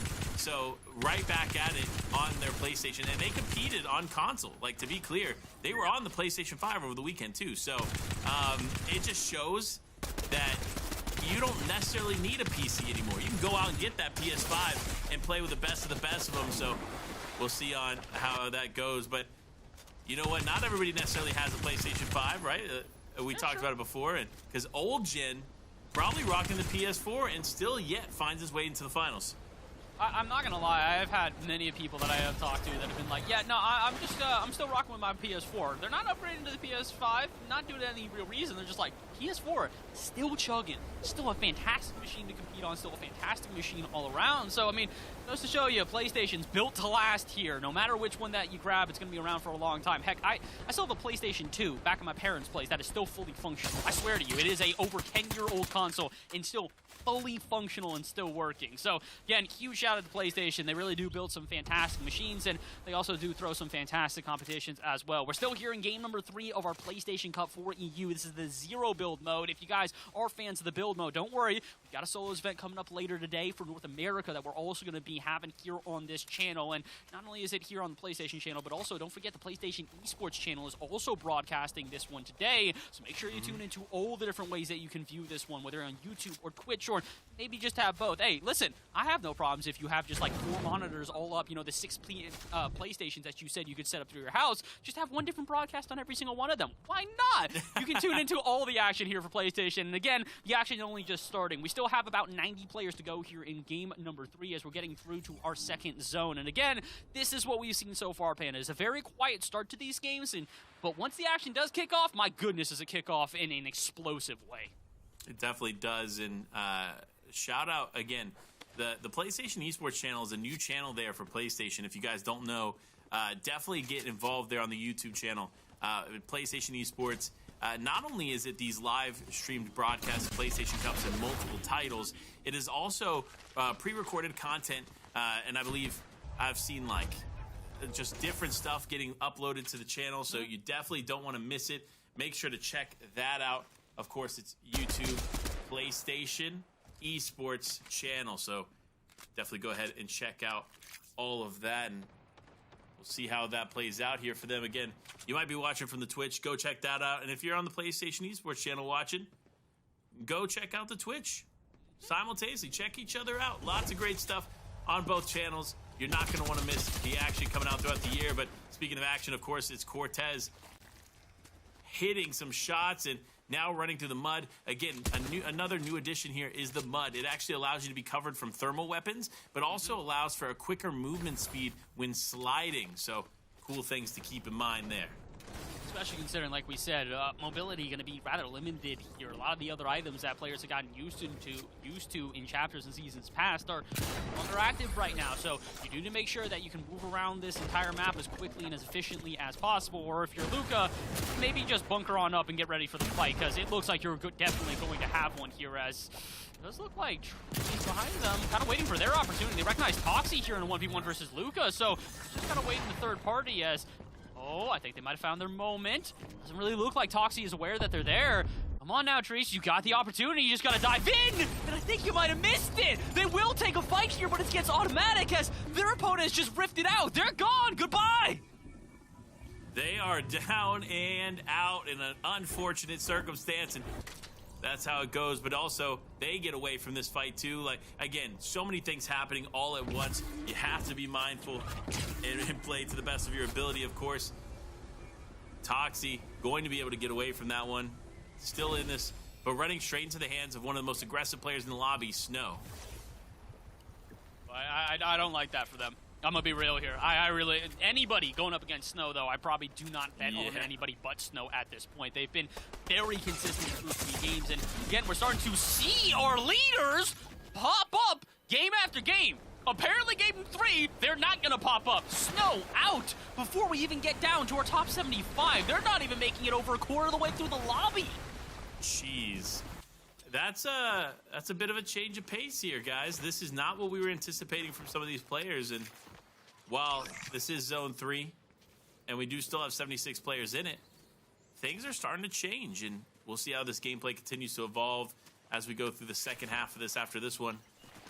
But for Slam PK, they've got a nice loadout here. They're going to continue to rotate around roughly at a decent pace. I mean, as much as you can do here with the limited mobility in this season, and that's what makes this season so interesting. Chapter 4 as a whole has been very, very different than anything we've experienced, but the reason it's been so different is it has these unique mobility items each season. And then we get here, the next season of Chapter 4, and of course, it looks like we have no mobility. At least for now. You never know. Fortnite likes to add things, throw things around. Of course, the ODM gear of last season just got thrown in last minute. We'll see if anything like that gets brought to the game. But, of course, now tuning in with Butter. This man, great game 1, fell a little short in game 2, but still finds himself in the upper echelon of the leaderboard. So, some consistency here in this game and in the next, and he could solidify himself a top 5 spot.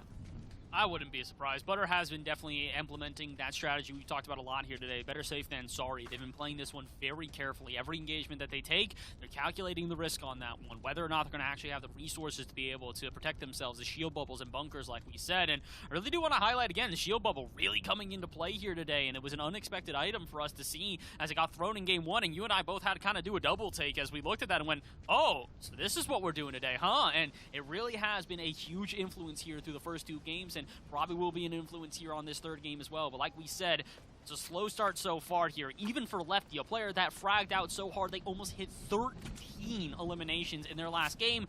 But here, with already 25 players gone, they don't even have a single elimination so far. So, rather quiet scenes here in game number 3. Not necessarily unexpected, but my goodness, you could hear a pin drop right now with how very safe everybody is playing.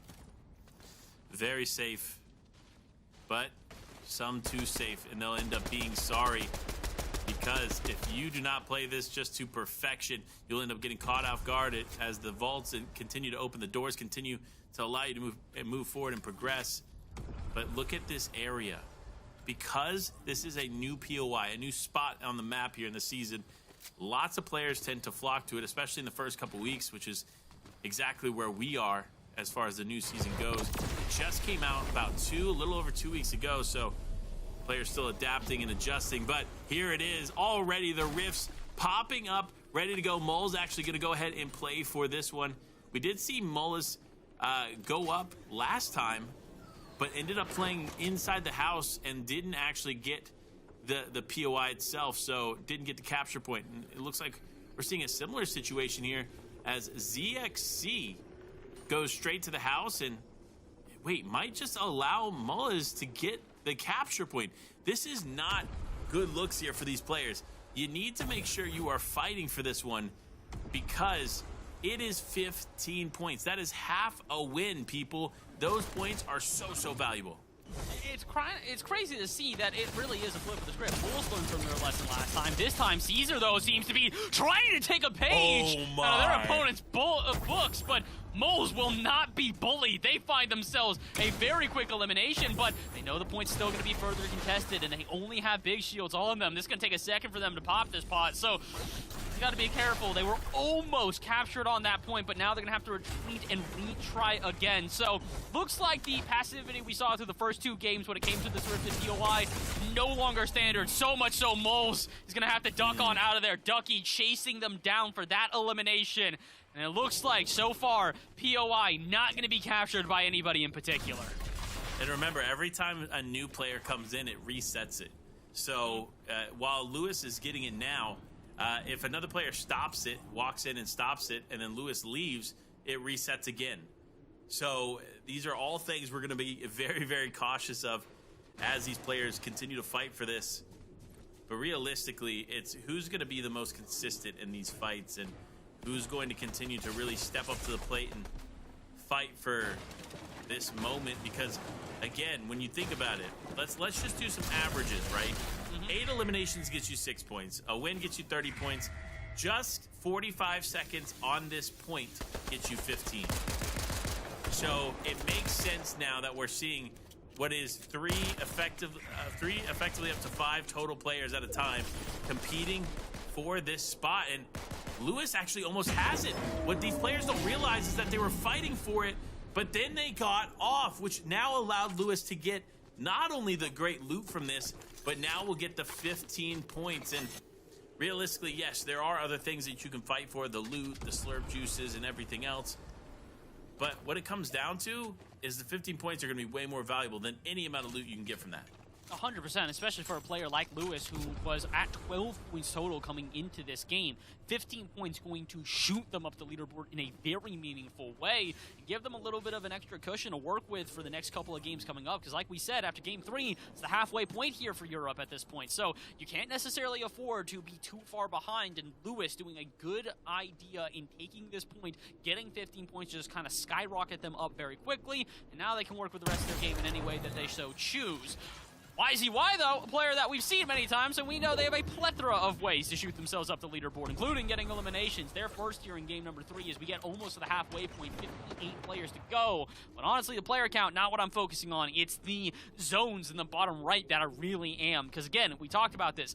Zone 6 and 7 is where the action starts to commence. We very quickly start to see players drop out of the game and just end up having to try again, which would be in game 4 this time. So get ready. I think we're all just kind of on the precipice right now. It's only going to take a couple more seconds, and all of a sudden, elimination's going to be flying all across your screen. Ducky might be the next victim, but they will barely escape. A shield bubble going to keep them alive for now, as looks like everybody's also going to be forced off of the floating POI here. The Rifted POI going to have to be said bye-bye for a little while here as the zone's closing in, the storm overtaking.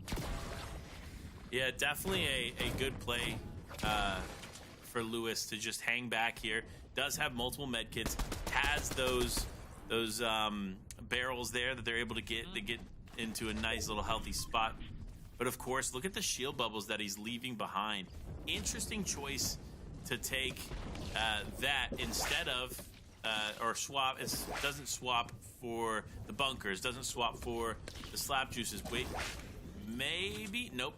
Still gonna opt to only hold 2 shields, which again, in my opinion, those bubble shields are going to be infinitely more valuable than the bunkers.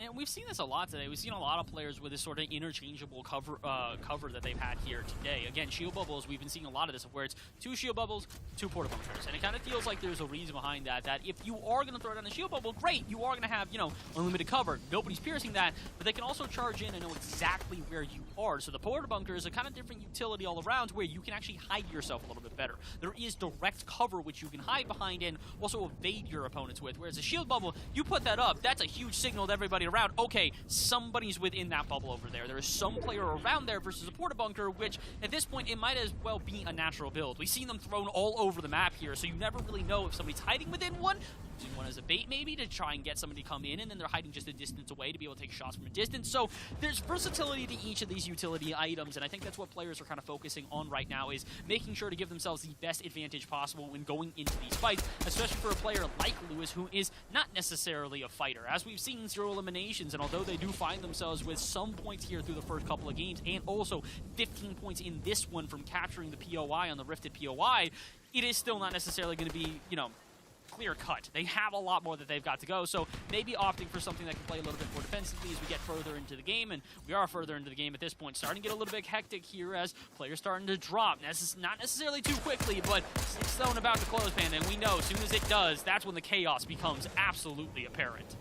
The chaos will ensue here as we get ready for these next final moments. Lewis finally making his way off the POI and diving in with the bubble. Going to be just on the edge of Storm here. Needs to be careful, as a couple other players have already established themselves just ahead.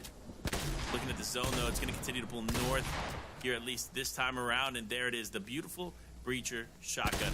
Alongside it, though, you see the augment at play here for Ducky, the mythic munition, giving them that mythic pistol. That is basically one of the scariest combos as far as what you could do in the game. And one other thing, of course, you saw it there for a moment.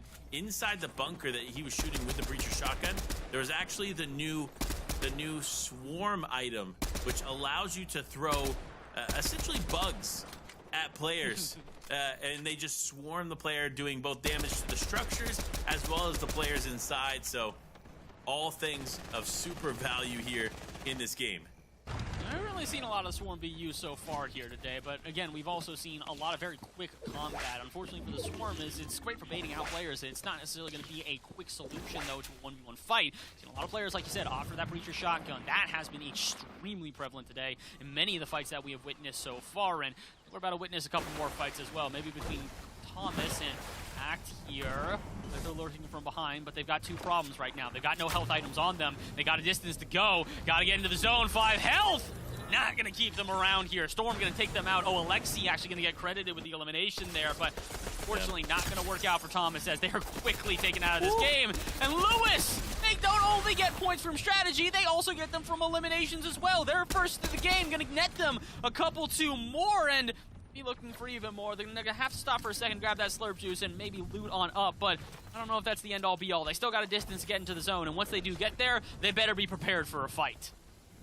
A fight indeed, getting ready to ensue. Lewis actually missed a flopper back there as well. That could have been enough to at least get him back and healthy, but it doesn't matter as he dives straight in, gets another elimination. And that's not only going to be the elim, but some more resources drop for him to use. Great play on his part. Another player right there on the heels, gets some shots, but not enough to connect that into an elimination. Now, though, he just takes a step back. He's got the mud effect on him, remember that. So, fortunately for him, he was able to probably use that just to get in a little bit quicker, but now that mud effect is completely gone. Does have the exotic SMG, which realistically is a banger. You could do a lot with that here in zero build, especially against structures, but you got to be careful, because there are players like JCE, our game 1 winner, who are hunting for the opportunity to climb up the leaderboard more and more. So we'll see how it plays out for them. And oh no, as I say, the caster curse is real. Immediately gets beamed by IGL Dean and taken out. It's a bit unfortunate. You can see JCE just waiting to look for that one chance to get an elimination, get themselves a little bit extra points early on in this game before we get down to our top 20. And unfortunately, this is what 1v1s and all of these engagements start to turn into, is just a third-party bonanza as players from a distance taking shots, stealing eliminations left, right, and center. Lefty, no exception to that. Can they get another, though? It's them versus Extreme. They will not survive. Lefty goes out just as we enter our top 20, and I don't even know if Extreme actually stayed in this one as well. Looks like we're just seeing eliminations everywhere as more and more players going down. Indeed, Lefty technically credited with the elimination on Extreme as the Storm takes them out, but they'll get the points for it. Points do come through there, but it's not enough to just get a few points here and there. You need to be consistent. You need to do big things as Jesper looks to go up against Lewis. Lewis hasn't stopped finding elims.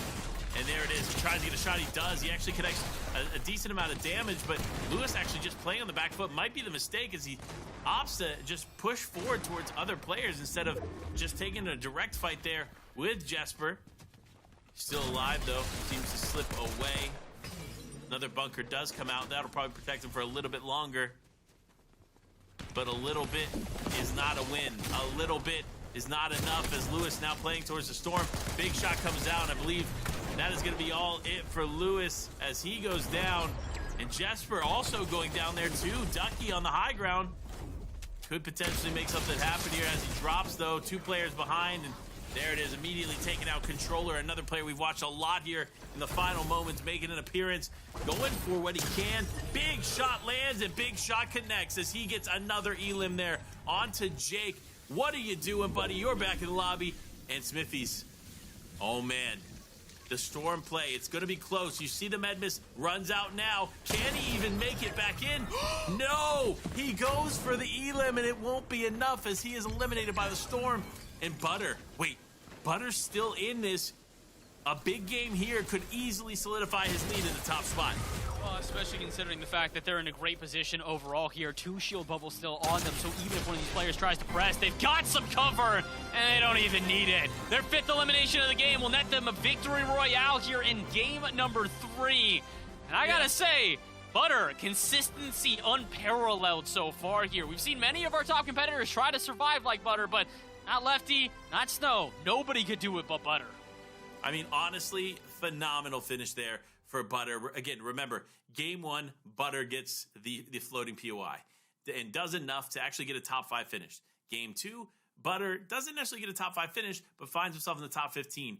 Then now comes up in game number 3 and walks away with the win. 5 eliminations on him as well, I believe. So that's going to be a huge finish for them, despite these other players like Mullis going for the POI and getting those 15 points. I don't know that it'll be enough to overtake him.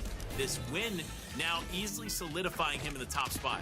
Oh, 100%. And on top of that, I do want to give at least a little bit of highlight, though. You saw them there for a second. Monster definitely won. Some nice elimination from them. But Ducky, another player that we said going into this game to keep your eye on, we were starting to see them warm up, and they really warmed all the way up to a boiling point in this game as well, finding themselves a plethora of eliminations, a top 10 finish. So, yeah, this is starting to get a little bit more chaotic than we might have anticipated as we find Butter with another huge point total, 40 points. Gonna net them the first place victory royale and the most points coming out of game number 3.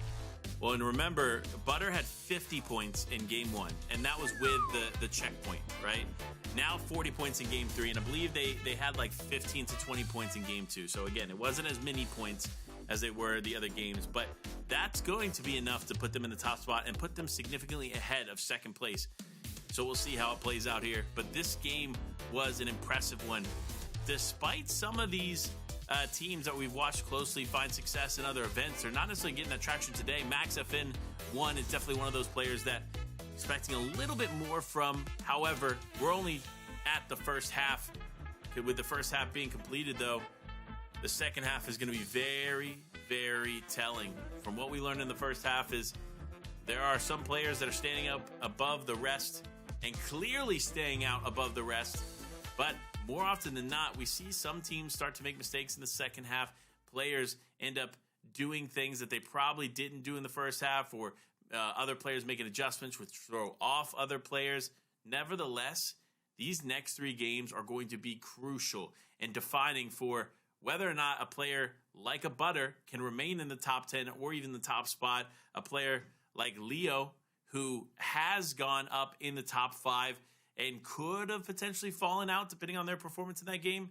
Nevertheless, lots of things to review. We'll, of course, get to break down those leaderboards for you as far as official standings go throughout the day. But as of right now, you already know Butter's up there at the top, Bass.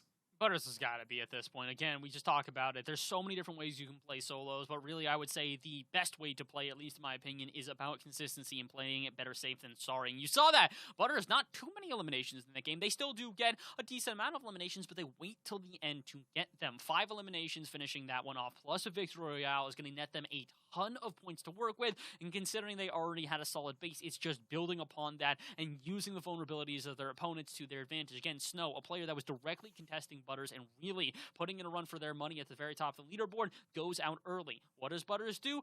Play it safe enough that they can just outlast them in the game, get better placement points, get better points overall, and just do better than them in a consistent manner. And that's what we keep on talking about, is consistency really is going to be king here in events like this, especially with solos being the gameplay, and especially with Zero Build being on top of that as well. We've seen this. Zero Build's not allowing players any sort of freedom in terms of exposure. If you are out in the open for even a half a second, get prepared. Somebody is going to fire at you, and you most likely are getting sent home. You're absolutely right. Look, in Zero Build, as you already know, you have to use what existing structures are there, whether it's trees, houses, anything to protect you as you move around. And if you're not even preparing yourself for that, based on where you're landing and how you rotate in every single direction, then you're already making mistakes that other players are not. I've seen a lot of pros actually build out maps that show exact arrows to where they can find cover in each direction that the zone could pull. And if you're not getting that level of detail going up against these players, you'll find yourself falling behind. And for a lot of teams, that's going to be the case, is realistically players like Butter, who has a very, very solid game plan so far, has positioned themselves well into the end game each time in the first 3 games. They're the examples of people that are prepared. The people that are underprepared, that's why you find yourself in the bottom half of the 50, right? Like the bottom 50 is examples of players who maybe didn't necessarily have as much prep going into these games today, and now's your chance to change that. You have 3 more games to adjust what you're doing, put a little bit more focus in and thoughtfulness in the way that you rotate, and make something happen.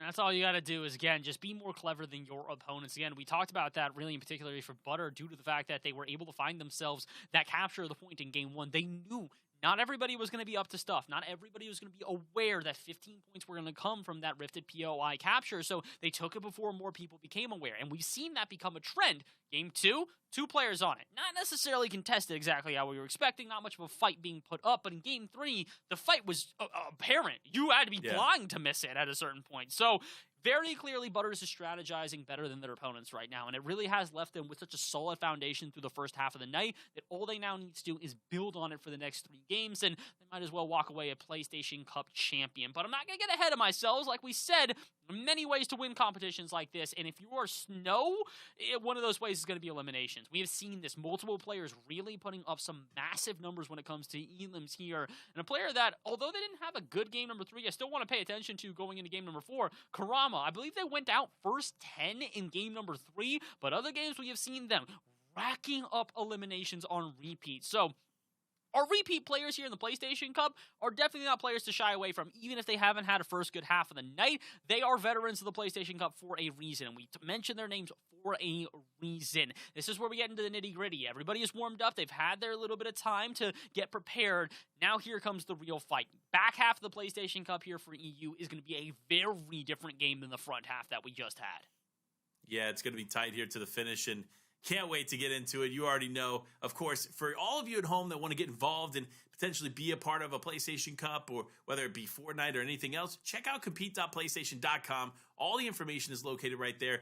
Tons for you to work on, of course.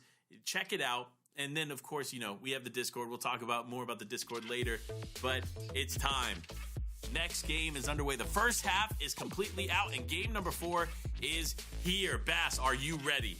Oh, absolutely. Game 4, make or break for a lot of these teams. And Panda, I'm ready to see who's going to bend and break and who's going to rise to the occasion. Yeah, I mean, that's a great way to put it. Who will rise?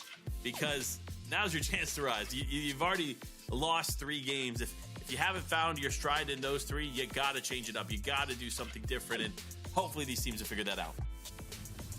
It's a big hopeful. I think that's the only thing we can do is just a little bit of hopes and prayers in there thrown and sprinkled about. And otherwise, it's up to the players to hop off the battle bus, get into the action, and get themselves some elimination, get themselves some placement points, or heck, maybe even get themselves a couple of vaults. We haven't really seen many players prioritize those vaults, and I do think that might be part of why we have seen the Rifted POI be so contested, but in weird ways. There's a vault on there as well that will also net you points. So some players might be going, all right, we know that the actual capturing going to be highly contested.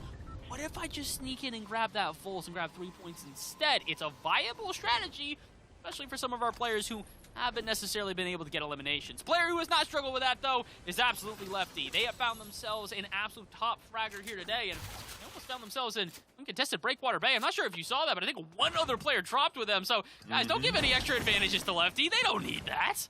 Yeah, I mean, look, Breakwater Bay is not a POI that too many people are fond of, and I don't know why. I said this in another broadcast and actually got challenged by SVG where I was like, I really like Breakwater Bay. It was one of the first POIs I landed in this chapter when it started last year. And there are things about it that are good. There are things about it that, of course, aren't as great. But there is a hefty amount of loot here that players just don't take advantage of because they think it's one of the quote-unquote weaker POIs. And it's like, I would rather fight one person for this area than fight 3 people in Kenjutsu or 2 people at Naughty Nets. Like, there's all these different areas on the map that provide loot and provide good enough loot to work from.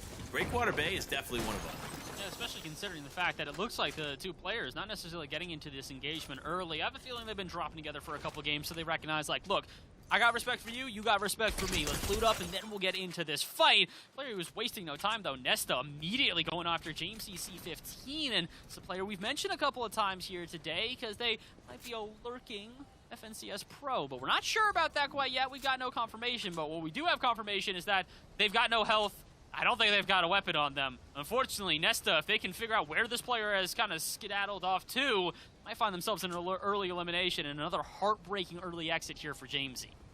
Yeah, that's the last thing they want to deal with at this point in everything, as Nesta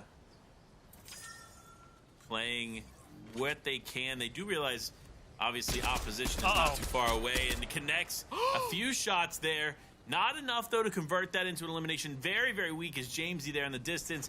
Nesta, though, going to go around the corner. Could potentially find him, but no, not sure where they're at. Is actually hiding behind the tree. I don't see Jamesy winning this one, but no, actually is saved as Nesta turns around and just allows him to escape. That is the most unfortunate timing. I'm not sure if it's intentional or not, but Nesta, I guess, thinking, all right, this isn't worth it. I've got other stuff here that I can loot. I don't have to. I've got a key on me. Maybe I'll just grab something. I mean, look, I can understand why. We've talked about this, better safe than sorry. If you over-aggress against another player, that's just asking for unwanted attention from third parties all around you. So, I mean, I can vouch for it. It's not a bad strategy. It's just an unfortunate reality. I don't think Nesta realized how low they had Jamesy there. 1 or 2 shots connecting, and that's an early elimination and a free 2 points. I mean, take the points where you can, right? Like, yeah. Sometimes you just got to do what you got to do there in that situation. So, Jamesy, wow. Jamesy escapes that fight, and if you didn't see in the elimination feed, actually ends up cleaning up my monster boy who landed over at Breakwater Bay. So, that was huge for him. Being able to escape and then walk away with an elimination, like, what is happening?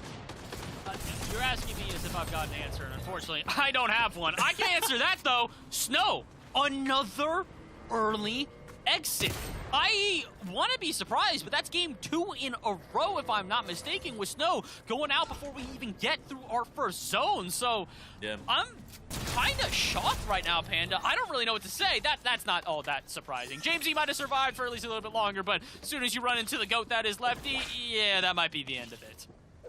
Yeah, you know what? It might be the end of it, but I'm going to be honest with you, right? Obviously, you're playing on PlayStation 5, right? So there's a split between some people playing keyboard and mouse, some people playing controller, of course. But if you're not rocking that new what is it? It's like a quad force or dual force controller from PlayStation. Yeah. The new like white and black one. That thing is nutty. Like I feel like if you are a proper gamer and you want to compete at the highest level, you have to go out and get that controller. You absolutely do. And again, this is where PlayStation continues to excel. They are putting in the best technology into everything. It's not just the consoles, it's the controllers themselves as well. Everybody really just been singing the praises here. I've heard it from a multitude of different people and a multitude of different esports who have all been extremely enthusiastic about the PlayStation series of, I believe it is the DualShock controllers. I think that's the word I'm looking for. DualSense. Thank you. There it is. DualSense. There it is. I pulled it up because I had to know, right? So, so if you don't know, the DualSense Edge controller is like the first professional grade controller that PlayStation has put out. Like, and when I say professional grade, of course, like you have your standard controllers, right?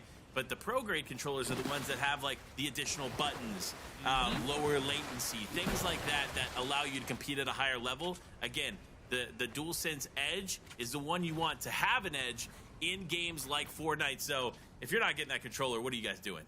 Yeah, honestly, go to your store, go buy like 6 PlayStations, grab a 4K monitor as well. You know what it is. This guy knows it. He understands. You got to make sure. You got to get every available room in the house should have a PlayStation set up. And I vouch for that, as I absolutely have that. I've got 16 PlayStations in my 2-bedroom home, 100% absolutely do. And, well, I'll be honest, if I was able to win any money from the PlayStation Cup, I'd probably do the same thing. But these players, they got a lot of money on the line, Panda, like you said, thousands of dollars, and you can just reinvest that into more PlayStations.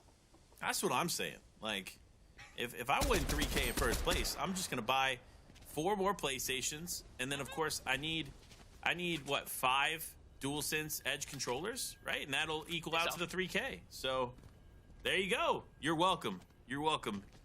Whoever wins first place, we gave you exactly what to do with the money. Don't even sweat it. Whoa, okay, hold on. You got one thing you're forgetting. Don't forget the PlayStation VR 2 just came out. We still have a PlayStation VR 2 that they can also grab. They got to make sure they allocate some of the money for that as well. Yeah, you know what? You're right. That thing is sick.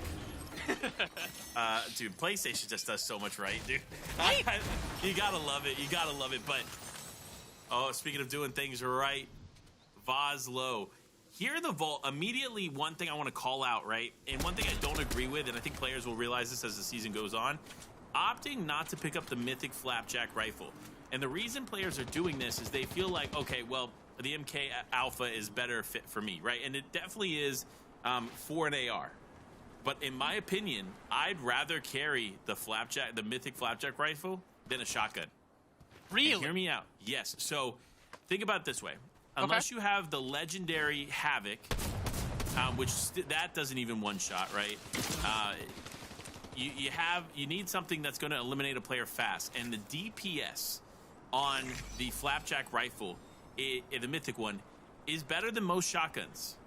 And so if you know how to hit your shots and you feel confident in close range combat to use that, and you have another thing, you have enough AR ammo, because that is a huge factor too.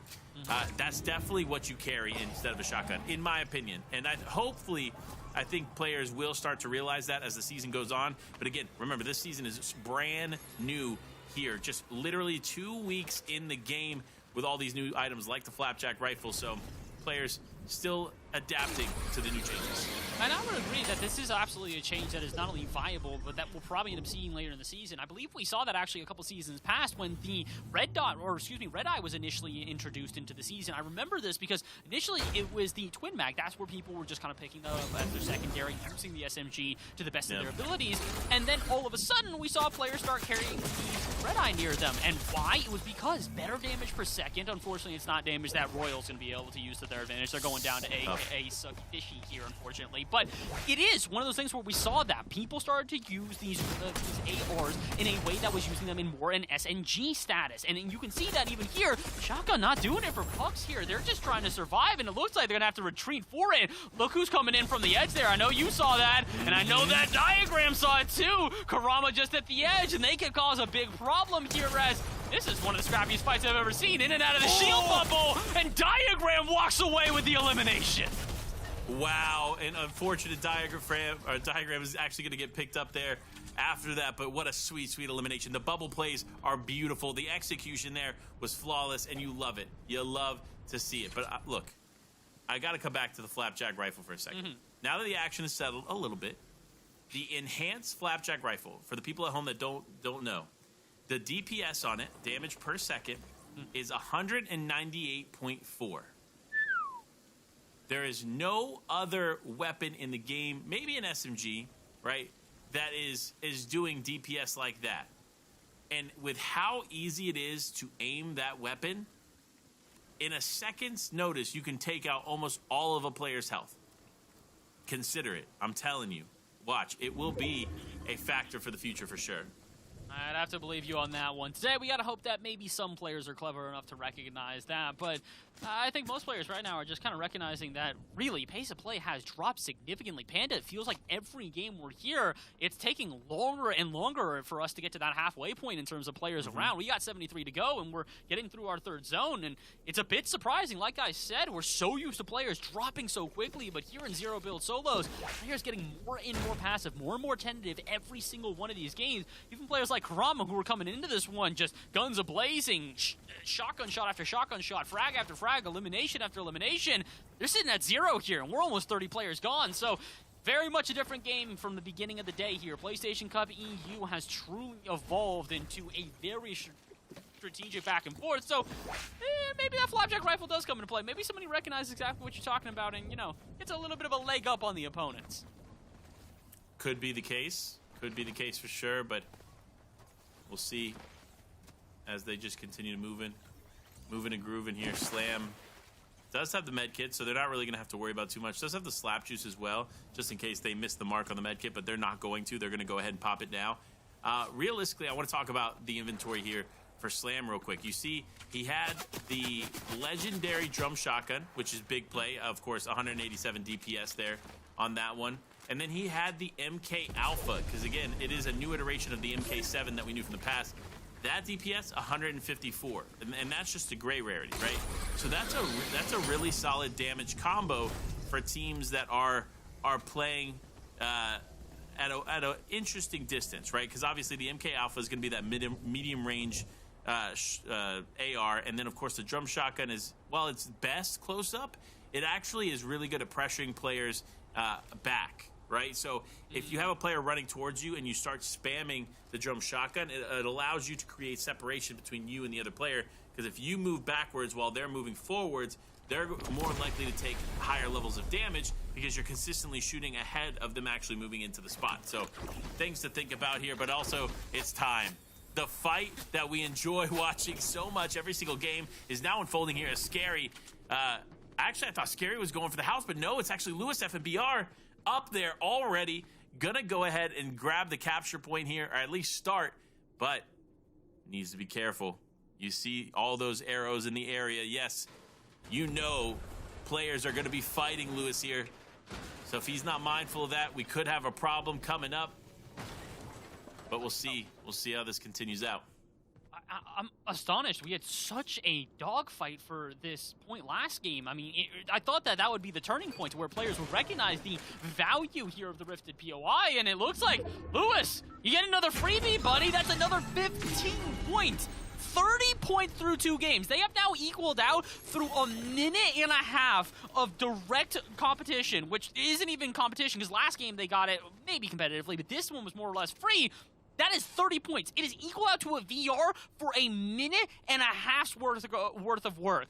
Players are just not paying attention enough here to this Rifted POI. Second game in a row where it kind of feels like Lewis just a little away with a bit of a sneaky one, if you will. Yeah, sneaking in. Lewis could potentially catch Lucas off guard, and there it is. The swarm, such a smart play. Now blocking him off there with the bunker. But remember, Lucas doesn't really have an escape plan. There's not much you can do here, but the bunker is going to provide a layer of protection there. But now he immediately walks in to the swarm, and if he's not careful, he could run into some issues. And sure enough, Lucas going to get picked up. That's Lewis going to not only pick up the POI's capture point, but also going to get that sweet, sweet elimination. And they get all the loot from the bunker here as well. This is huge for them. The Volt's just going to give so much extra for Lewis to work with. And man, Lewis, I got to say, you've set yourself up for a huge run here in game number 4, especially considering that it kind of feels like everybody's just kind of backing off the Rifted POI. The only players you have to focus on are the ones at the very top here of this house. And Yeah, that's only one single player. Scary. I think the only one there, I think Dents underneath them is actually off of the floating POI. So I'm a bit surprised. I mean, Lewis kind of on the trajectory to win this game, considering how it's going right now. They're just getting all the luck in the world on their side, whether it's the actual capturing of the POI, whether it's getting the vault and all the loot inside of it. I mean, Lewis, you got a game plan here, and it's a game plan that is looking more or less uncontested. Again, Scary on top of the house here, but they haven't even seen Lewis once, and Lewis might actually get the jump on them. They look like they're hunting for even more. If they get to the top of this building and find themselves in elimination, I mean, truly, this would be the most successful challenge of the Rifted POI I've ever seen.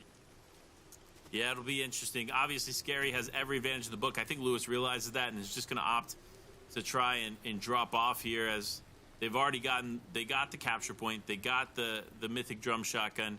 They got the fruits of their labor fighting for the floating POI. So now it's just a matter of staying alive, because remember, 15 points is a lot, but of course 30 points for a win, 2 points per elimination. All these things go out the window if you allow yourself to go down at this point. So definitely going to be fighting and staying alive. This player's just down below 2. This is a tough spot for Lewis. If Lewis decides to disengage, go straight down, runs into 2 players. Staying up and fighting the player on the hill or on the house, another problem. Again, so many avenues to consider. Probably the best thing for Lewis now is just hanging out, staying still, and being cautious and waiting for the game to play out. But one thing I do want to mention, of course, as all these incredible games have played out and these players are completely aware of the situation, aware of what's going around, one thing they're aware of too is that, you know what, they can be a little bit more out in the open. They can stand still a little bit longer in areas that maybe a player might see them from a distance but not close up. And the reason for that is snipers aren't in the tournament playlist. So you don't have to worry about the big headshot snipe to convert a fight. No, that's not there. And nothing in the game as of right now that is in the tournament playlist allows for a one shot and you're done. So, yeah. I was going to say, it's especially important in solos. I feel like that's what we have to keep on highlighting, is the fact that if you were to get, headshot off of the sniper and you go one and done, you're at least got somebody to back you up here. There's no backup allowed, so a lot of these players are maybe starting to get a little bit more comfortable with that open air. But I do want to reiterate, please don't take that as just throwing caution to the wind. For a couple of these players, don't get too comfortable, because I've seen that in the past. Yeah, stand out in the open. Okay, my bad. I mean, look, you stand just out in the open for Lewis, because he needs a way out of this. And there it is. No, but honestly, yeah, don't throw caution to the wind.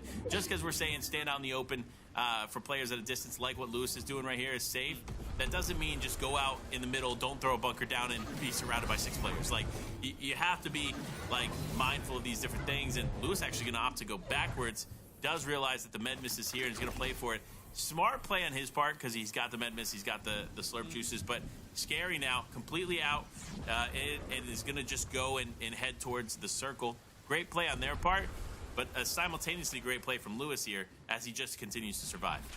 Doing a good job at really trying to give himself every advantage possible. He recognizes the fact that people are still going to be focusing on this floating POI in order to try and take shots at a distance from whoever launches off of it. So bait out the launch pad, go back, get some health, redo it, and give yourself a little bit of extra space to work with. And again, we've seen this. Even our best players are starting to get vulnerable. You saw that Karama popping up in the feed yet again here in the top left, going out as we get to our top 40. So nobody's safe. Even our best players today are struggling a little bit in this solos game mode. And again, it is for a reason, a very chaotic game mode which can turn on a dime if you're not careful. And Lewis was very strategic before.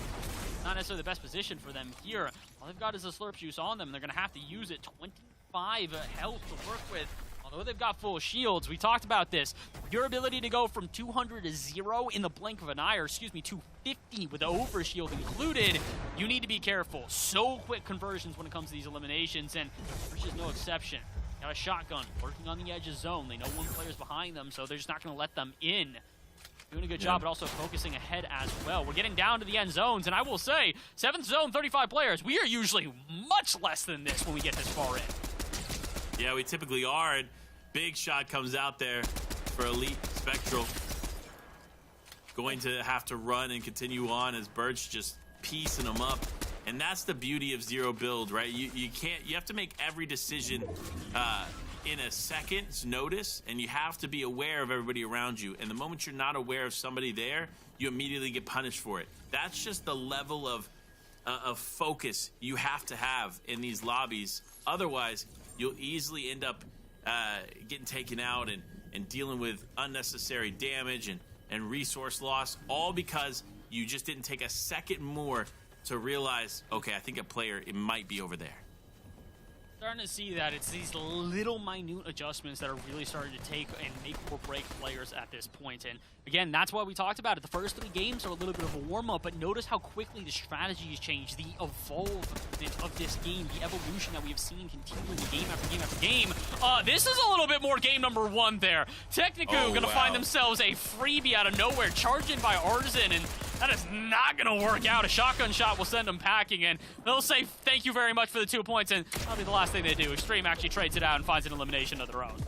Yeah, a little thank you next there as they keep going. But no, Extreme actually going to go down, and that's Butter picking him up again. A top 20 finish for Butter, just continually racking up all of those placement points and isn't slowing down. 2 eliminations, make that 3 as he almost loses there in that fight, but has the slurp juice, is going to get back in it and super healthy here as he continues to play on, though. Look at the map. He's in the furthest zone to rotate. What does he do? He ends up finding more resources. This guy, I don't know if he's just getting lucky or what is happening here, but everything you could possibly need in this game and more, he's finding. I will say this every day of the week. I would rather be lucky than skillful. If Lady Luck is on your side, use her to your advantage. Do whatever you can to take that, because picking up 2 slurp juices in front of you after scrambling just to only hold on to a med miss, my guy, I don't understand, but I need to get some insight. We're going to have a convo after this one about what you're doing, what rituals you might have to just garner this amount of luck. Zac have any of that luck on their side? Apparently not. A shield bubble going to prevent them from getting an elimination, and uh-oh. They're in between a rock and a hard place right now. Samurai in front of them. They know the player that they just took shots at. Lewis is the one. Is going to also be aware of them there. Axe, you got to at least get 1 elimination here because you've got no easy escape. And with the zone pushing behind you, the storm is just on your tail. Axe, it's time to show yourself. What are you going to do? Shots from a distance all around. You got to move. Shield bubbles up. That doesn't even do anything. Samurai's right in front. They can pop in at any moment. I mean, oh boy, I do not envy Axe, and I don't envy Butters. They're gonna go down as well. Samurai looking around, trying to find elimination. Finally, the engagement comes, and Axe will survive. A shotgun shot sends their opponent packing. And that is what you love to see, folks. Act stepping up to the plate here and cleaning up the competition. Remember, second half player definitely showing up when they need to, but they're going up against Scary Woo and Lewis. This was literally 2 players we saw on the island just moments ago, now finding themselves success here in the end game. Can they hold on, though, as Lewis looks for any shots that he can connect? Ends up connecting one big one there onto Rack Yeezy. Down, dropping down, though. Can he get another one there? He is so close here to finishing this one, but now he's able to convert it. There it is. Lewis getting another elim down. Can he put some more as Birch is also on the hunt? You see him diving into the shield bubble. He could make something happen here. All it takes is a few shots to convert, and he's in the money. Lewis, big shots onto Aoxy. Can he finish him off? No! Lewis is out. Lewis out. Aoxy, though, not going to stick around much longer, and we got a 1v1 for the VR. It's Karinu, a player we haven't talked about much, and Birch, a player we've seen a couple of times, but Birch almost the full advantage in the VR. One more shotgun shot will send them home, and the victory royale will go to none other than them with 5 eliminations to top it off. Beautiful, beautiful finish there in that situation, and that's what you wanted to see, folks. You want to see not only a few eliminations, right? You want to see the VR. You want to see the winning moment, and Birch played that win to perfection, using the bunkers to leverage a nice little high ground spot that otherwise wouldn't be there. Playing patient, not taking every single fight that they see. These are all elements of champions and winners, and that's why you see another winner crown here in Game 4. And we just continue to see this. Nobody really finding too much consistency here. Even our front runners that were expecting to kind of just, continue to level themselves up are struggling in the wrong moments here. Lewis, not a struggle game for them, though, whatsoever. Top 5 finish, plus being able to capture the POI. All around, one of the best games we've seen out of them. And, well, this play also happened. I don't know if I'd necessarily say it's the best play we've seen. But this one, a whole different caliber. Birch just edging out their opponent here, not allowing them into any safety. And one shotgun shot will secure it. A VR there for Birch. And that's them 40 total points. But Lewis not far behind in 6th place at 38. So, and this is why it's so important to mention this, right? So, Lewis, without the capture point, right? Would have gotten about 23 points, right? With the capture point, walks away with that additional 15 points, putting them right up with Birch close to the winner, right? I cannot stress this enough. That capture point is so valuable, people. If you're not fighting for it, you're making mistakes here, especially if you find yourself far behind on the leaderboard. And again, this is where it starts to get scary if you're that far behind on the leaderboard as well. We're 4 games down. That means 66% gone with 2 games to go. So I'm not going to say you're out of this one entirely. You still do have a chance to catch back up. But Panda, you have to have some monumental games in games 5 and 6 in order to try and catch up to some of the players that have established themselves here. Again, players like we were talking about at the beginning, Lefty, who have just been fragging it out like crazy, like Butter, who through 3 games, I think they netted over 60 or 70 points through 3 games. That is insanity to think about. Yeah. And the issue is, you've now got to catch up to those players if you want a chance at that sweet prize money that the PlayStation Cup is offering. Like we said, $3,000 to first place, that is a large chunk of change. A huge amount of money there up for grabs, but we'll see who ends up grabbing it after a quick break, so make sure to stay tuned. We got 2 more games left here in the PlayStation Cup, so don't miss it. We'll be right back.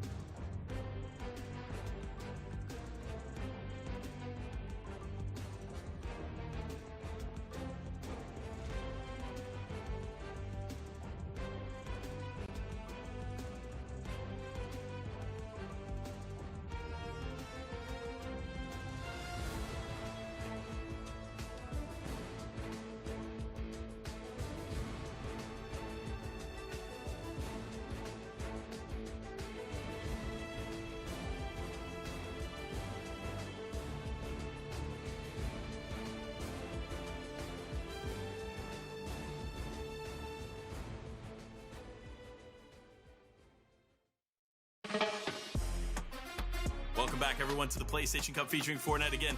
Panda and Bass breaking it all down. 4 games down, 2 games left here in this 0 build competition. Remember, this is the European region competing for it. Next up, we have NA competing in the standard BR, so you don't want to miss that. That'll be shortly after this one, but let's dive into the leaderboard. Let's look at the official standings and where these players are at, and of course, Butter. What is happening here? 124 points, and of course, second place, Lewis, who has been very consistent throughout the day, only having 79.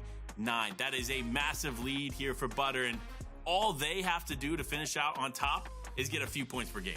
Pretty much. I mean, they are almost a statistical leader in pretty much every category. The only thing they didn't win was eliminations, and shocker, they're losing to Lefty, who, yeah, that's not surprising. We saw him get 12 eliminations in a single game. He's got 7 other through 3 other games. So, goes to show you, again, consistency, really the biggest thing, though. 77 placement points to Butter puts them far and away above the rest. Like we've been talking about all day long.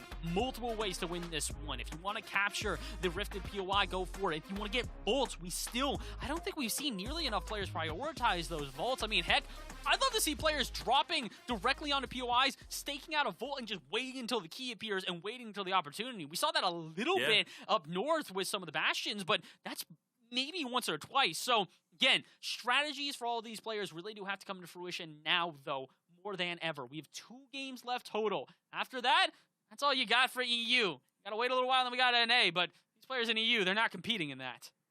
They're not competing for sure, and that's what it comes down to is, like, these mid-match objectives. This is the first time, or one of the first few times, we've seen it actually play out for these players. And so a lot of this is going to be a learning curve, because, again, this is one of the first events where mid-match objectives are actually available. So this will be the first test. Obviously, a lot of players fighting for the floating POI. That capture point being worth 15 points, it's insane if you don't go for it, right? Especially if you find yourself at a huge deficit in the leaderboard.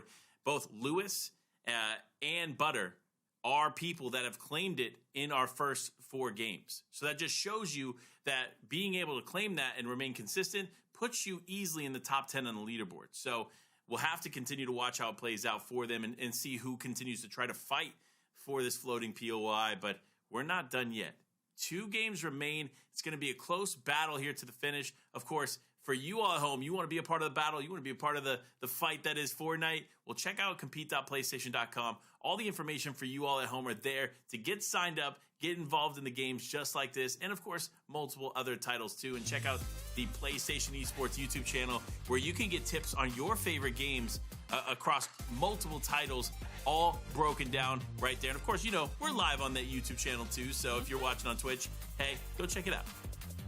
Like we talked about, you got to have multiple PlayStations set up, multiple different monitors, and every single one of those better have a different stream. You got to have the PlayStation Esports channel up, you got to have the PlayStation channel up, you got to have both the Twitch and the YouTube up, and, well, we've got Game 5 up here. Hopping off the battle bus and into the action as we get down to the final third of the night.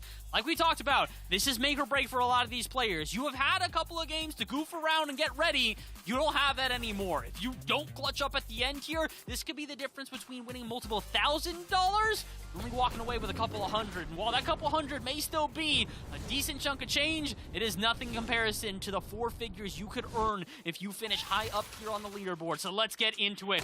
Butter, our first place winner. He has not only been able to show himself in placements and eliminations, but just all around our most consistent player tonight.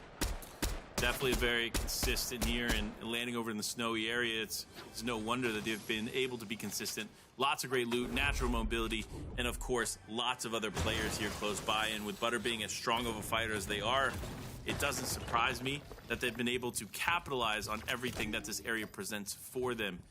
And this is another big thing that I think a lot of people don't really play into in these areas are these secret cubicles and secret like corners of the structures in the snowy area tend to have not only these chests, but also those barrels that you saw there just moments ago. And being able to heal up naturally without having to use your own shield potions or anything else is so valuable. It really is incredibly valuable to just, you know, keep resources as much as you can. We've seen this a lot with players getting into that late game and using some of the resources maybe haphazardly. I think it's a word we've used a lot tonight, but for a very good reason. It's really apt to describe some of the players that we've seen tonight who really have just kind of been burning through resources for the sake of maybe keeping away from their opponents, maybe not having enough inventory space. There are reasons that you could use abundant, but you don't necessarily want to take a risk, especially for a player like Alexi, who we've talked about them many times in PlayStation Cups past. They've competed in a multitude of them, but unfortunately tonight they are more or less a non-factor here, Panda. Anzuri gonna find themselves an easy first elimination. Look, it starts easy, but it never ends easy. So all I'm saying is, well, that's one elimination and a good momentum shifter for them. They gotta keep moving. They can't become complacent, let themselves slip down the pipe that is confidence or overconfidence. So we'll see how it continues to go for them. But Butter quickly moving here over to the outskirts of Shady Stilton. This is one of the things that I think makes the new POIs very, very scary. You see him on the outskirts, up above, having a very, very clear shot into any players that are going and rotating down low. While there are trees to cover you in the new POIs like Shady Stilts, it's still not enough for players like Butter, who can easily just scope in and try to take shots in every instance that you show yourself. And again, this is where we keep on talking about those long-distance engagements can really scare away players as well. You even talked about it with the shotgun, is players who are trying to charge in, seeing a porta bunker go down, thinking, all right, there's a fight here that I can take, and just kind of have a couple of shotgun shots spray at them, and they have to kind of second-guess themselves. The same idea with a lot of these scoped weapons that are keeping players at bay from a distance. Speaking of which, Ibra trying to do exactly that. I like it. Bush Warrior. This is what we're looking for. Players who are just going to kind of, hide in the bush, take their time, and wait for their opportunity. People are going to find their opportunity here. They got console in front of them. In to line it up. Early eliminations here, not only going to be a good idea to just kind of give yourself some momentum, but to really build some confidence as well. Players like Ibra, who need a plethora of eliminations, who need to get it going here in the back half of the day, as they've only got 7 points total. Early eliminations would be huge. Unfortunately, do not find one. Multiple other players, though, still lurking around Steamy Springs, so I'd be surprised if that's the last fight that they have to go through. Same here for Toxie, as boy, 1v1 versus Oluka, and we've seen Oluka win these before. We've seen Toxie lose them, so be careful to both sides here of this engagement. Yeah, we're going to have to watch this one closely. Already using both shield bubbles on both ends. The fight's going to be an interesting one to take, and of course, Toxie going to end up losing yet again in this fight. Oixa going to be the victor, and at the same time, going to immediately get the plentiful loot that is within. But Lefty, oh no, this might have been a mistake here. Lefty trying to dive in and get a fight, and again, choosing to run away instead of turning and fighting. Sad to see in that situation. They could have potentially turned it around, but no, Elite Spectral going to pick that one up, and honestly, a deserved pickup in that situation. Absolutely deserved, but I think it really goes back to the point you and I were making before about you cannot be just trying to straight up disengage from these fights. With mobility limited, everybody's pretty much on the same playing field here, to where you run, they run. It's not like you're going to be able to escape them as easily in seasons past or outmaneuver them for that matter. You could see them just dumping utility, throwing down shield bulbs, throwing down porta bunkers, just doing whatever to maybe try and distract their opponent, but it's just not a viable strategy. You have to take these fights, and even if you're at a disadvantage, it is better to be at a disadvantage in a fight then give the full advantage to your opponent as you turn your back to them and allow them free shots. So Elite going to be very happy to take that early elimination, but you have to imagine for their opponent, they're not going to be all too happy again. Lefty, a player that has done well, has shown themselves. They're top 3 right now, but after going out that early in game number 5, they are leaving that spot on the leaderboard very open for anyone to take. Anyone can take it. It's just a matter of who's ready for it, as a rift coming out here for CZ Sure. Remember, we're just a few zones away before the island appears, so if you're one of those players that are trying to figure out a way to play for the island, whether it's in your PlayStation Cup or in your other local cups going on, some tips for you to get the island here, just so you guys have this in mind for the future. You want to play towards a center right or center left of zone. Typically, the island tries to appear on one of those sides, so if you play towards the very, very center, it'll be easier for you to rotate to once you see the first rift appears. And that's what it is. It first shows a rift, then once the rift goes, it then appears with the island. So you'll have a little bit of an indicator before it actually fully appears that it's coming. The best way to play for that, sit in the center of the third zone. That's what you're starting to see. You're starting to see players really prep up for that. We talked about it. Lewis going back-to-back with zone captures really has put them in a fantastic point to win some decent amount of money here overall. Second place as it currently stands, but the day's not over. Got a lot more to play here, and Mafioso seems to know exactly that. They find themselves a solid amount of loot here in this vault, and I think that's going to be enough for them to bait out another opponent. They seem to think so, but I hate to break it to you, my friend. You are very much solo out there in that point of the map. Nobody else around you right now. So maybe grab the loot, get ready to get into a fight, and find it elsewhere. Because unfortunately, I don't think your trap is exactly laid as much as you might have hoped for. It is not. No, you are absolutely correct there. But the vault pick up, get some gold. That's one of the nice things too is, and we haven't really seen too many people using it as much as they should, is when you get these vaults and you get the gold bars, it allows you to swap out augments. It allows you to upgrade weapons, and there's so much gold in those vaults. If you are able to get a vault, you basically set yourself up to do whatever you want. I'm at this point, it is one of these things where it's very much, there's a lot of freedom being given to these players, like you say. If you grab a vault, if you grab the loot, play however you want to, but unfortunately, as much as there's open space being given to these players, a lot less just sort of drilling players from an opponent into open area. It's about winning these one-on-one engagements. We're seeing this a lot, with players just kind of rushing into each other, getting very close proximity, and then one of the two players just hitting their shots a little bit more cleanly than the others. So you got to be on your A game right now. It feels like a lot of players are still kind of taking this as a warm-up period or feeling out period, trying to see how their opponents are going to play. You don't have that availability anymore. You have to make sure every shot you shoot is landing. You have to make sure that every engagement you take, you are 100% confident when taking said engagement, or otherwise it could leave you in a pretty poor position. Vosloo in a fantastic position right now. They've got the Citadel more or less uncontested and not a single soul in sight. They can rotate into the zone freely, and even after that, they might be able to go on a nice leisurely stroll through the rest of this map as nobody around them to contest them. No one there, which is a good and bad thing for Vosloo. Obviously, Vosloo spending extra time here because they want the elimination, because they want to find an unsuspecting player and catch them off guard, but they're going to need to start moving here soon with Samurai in the distance, though. Could cause some problems for Vosloo as they got to rotate here and within about a minute.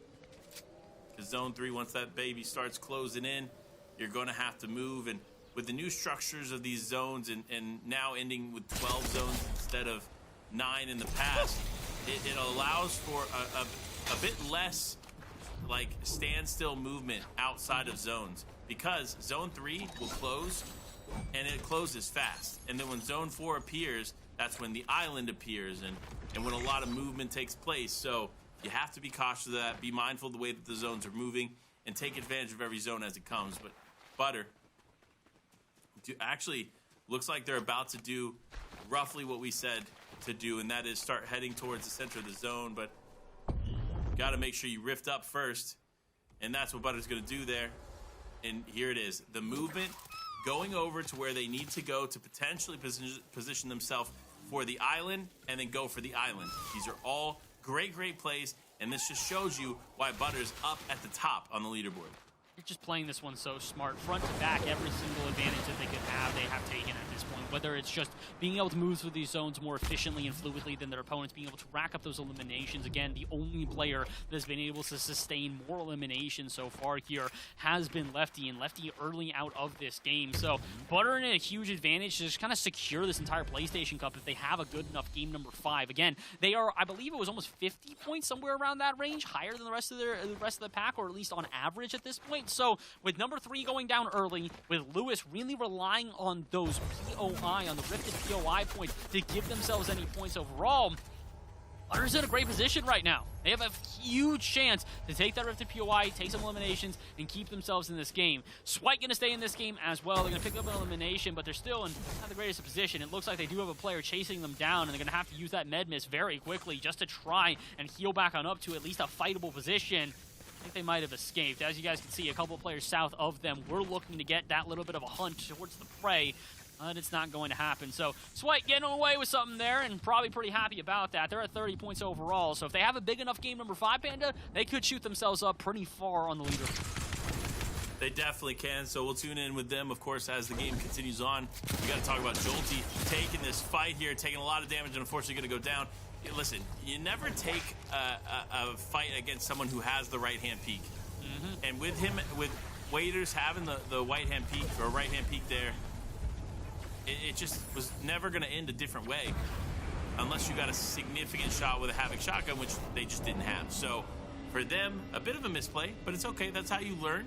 You get in those fights, and You learn from them, and of course, Cortez.